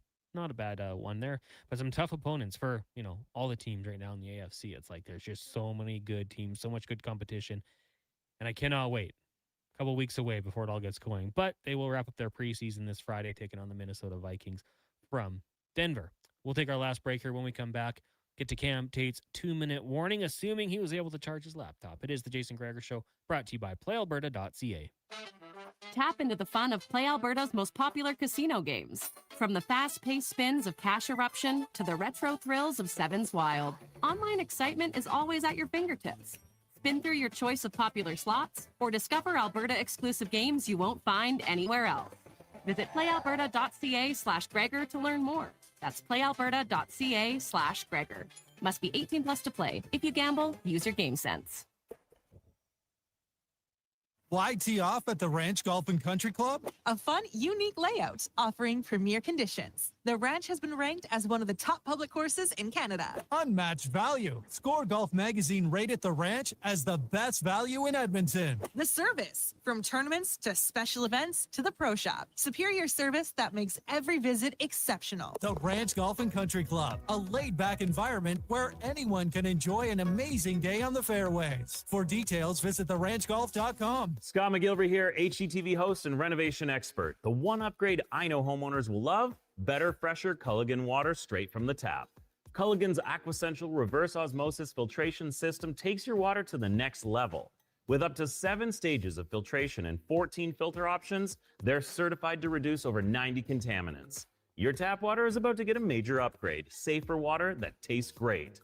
Get started with a free in-home water test at Culligan.com. Culligan, water you love. Crispy caramelized edges, a pillowy, airy center. Meet the new Papa John's Pan Pizza. Made with Parmesan and Romano cheeses, Papa John's special garlic sauce, and Italian seasoning, all baked directly into the bottom of the crust for a signature golden finish and crispy, savory crunch. Grab a medium pan pizza for just $16.99 today at your local Papa John's. Order now in the app or at papajohns.ca. Better ingredients, better pizza, Papa John's. 1 in 3 Canadians aren't getting enough sleep. Let the Brick help you sleep better for less. Save 40% on the Steely Crown Jewel Resort mattress. Get sheets starting at just $49. And buy one pillow, get the second for just $10. Plus, take up to 55 months to pay with no interest and no money down. And with next day delivery in Edmonton, you can start sleeping better right away. Some conditions apply. OAC. See in store for details. The Brick, saving you more. Plan for success in 2027 with help from the Co-op Grow Team. With the latest on-farm technology, our agronomists will work with you to gather and interpret soil samples, analyze data, and gain more insight into your fields. We offer local expertise and trusted advice to help you plan your inputs and prepare for the unexpected. Get ready to make data-driven decisions with Co-op Ag Zone Field. Make a successful 2027 crop plan to meet your field's potential. Talk to your Co-op Grow Team today. Edmonton, thinking about your next SUV? Think Subaru. The Subaru Forester has earned an IIHS Top Safety Pick or higher for 20 years in a row. Add legendary Subaru Symmetrical Full-Time All-Wheel Drive and the 2026 JD Power Canada Best Residual Value Award among compact SUVs, and you've got an SUV that's built to protect today and hold its value tomorrow. This month, take advantage of loyalty rates as low as 0.99%. Come test drive the Forester at your local Subaru dealership today. Welcome to Uncommon.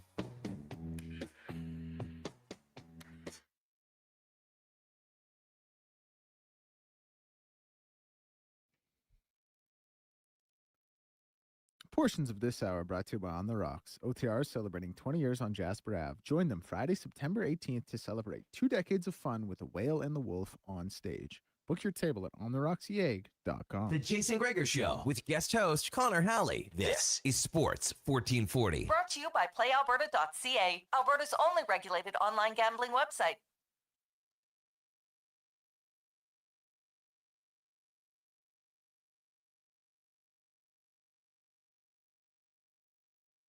This is the Jason Gregor Show here on Sports 1440, brought to you by PlayAlberta.ca. Tomorrow's Lotto Max 10 mil. Wednesday's Lotto 649 Gold Ball Jackpot 18 million. In the meantime, you also can do the Sports 1440 Jason Gregor Show specials at PlayAlberta.ca/sports. Boosted as usual. Some WNBA, some late night Major League Baseball games. So you got like 2 hours actually before now has to get in. If you're looking to sprinkle some money down tonight, remember to use your game sense. Connor Halley, Declan Kruger, Mackenzie McLennan with you here in the Sports 1440 studios. Text line 1-833-401-1440. We are going to try to get to Cam Tate's 2-minute warning. But just before he took off today, his laptop actually died. So he was trying to get home to plug it in so he could send over the updated version. But we haven't got it yet. So we'll just wait and see. And if it gets in here in the next 5 minutes or so, we'll make sure we get it to you.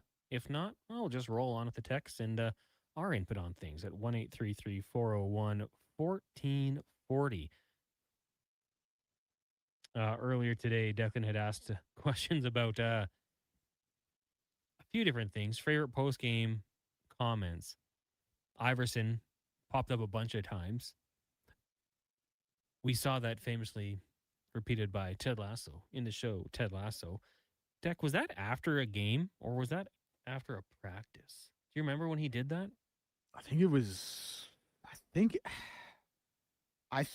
might have been.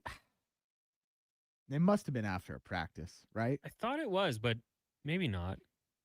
Let me see if I can look it up here. I mean, there's been so many good ones in the past. I always think of Dennis Green. He was the Jets coach. Can't even think of his name. I'm sure people will let me know.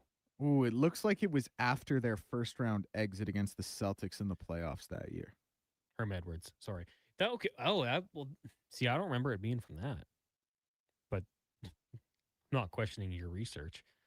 Richard Sherman with Aaron Andrews. I don't think I'd liked that. That was kind of cringy almost. I didn't like watching it. But it's one that stands out for sure. I'm a man. I'm 40. That'd be another one. Can't believe he was relieved of his duties. Just when I'm 40.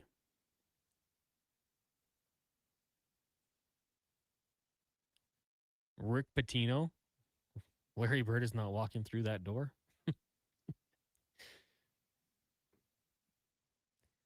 I don't know if you remember, he goes viral every once in a while. That college basketball coach who just says like the weirdest things. But he always says it very like kind and lovingly. He's not rude about it, but he always has good references. If I remembered who it was, I would definitely go with him. Does he have one that like stands out? Like he'll just like reference like, well, it's like I tell my wife, and then he'll just like say something weird that has like, I don't know, like a weird saying. I'll try to dig into it. Pasta with spinach. Like, okay, well, those He's really a college relate. basketball coach? I'm pretty sure it's college basketball, but like a smaller school. You might have to dig into it. Do you remember Coastal Carolina's football coach talking about be a dog? And then he started barking and howling like a dog. Jeff something was his name. Jeff. I think I'm thinking maybe it's college football. Montana, Bob Green. Oh yeah, Bob Green, man. And he just like says the weirdest things. And he is like, he's like everyone's like uncle / grandpa. Yeah. Okay, so he said, I was coaching when the Dead Sea was only sick. Going hard is like a hobo on a ham sandwich. We were like a woodpecker in a petrified forest. Like, what do these mean? I don't know, but I think they were always good ones. Steve has, who do you think you are? I am. I mean, that was certainly one of the best all-time lines. GSP, I am not impressed by your performance after a Hughes fight. Do you remember that one, Deck? Oh yeah. That's all he said? Came into the cage, and Matt Hughes kind of like shrugged it off and was like, well, okay. Then they fought. GSP is one of the best. I remember watching a fight where he had a guy like in an arm bar and just wouldn't break his arm. And the other guy just kind of took it. It's like there was kind of some gentlemanly aspects to it. Like, I'm not going to break your arm. And then the guy just wouldn't tap out. Probably should have.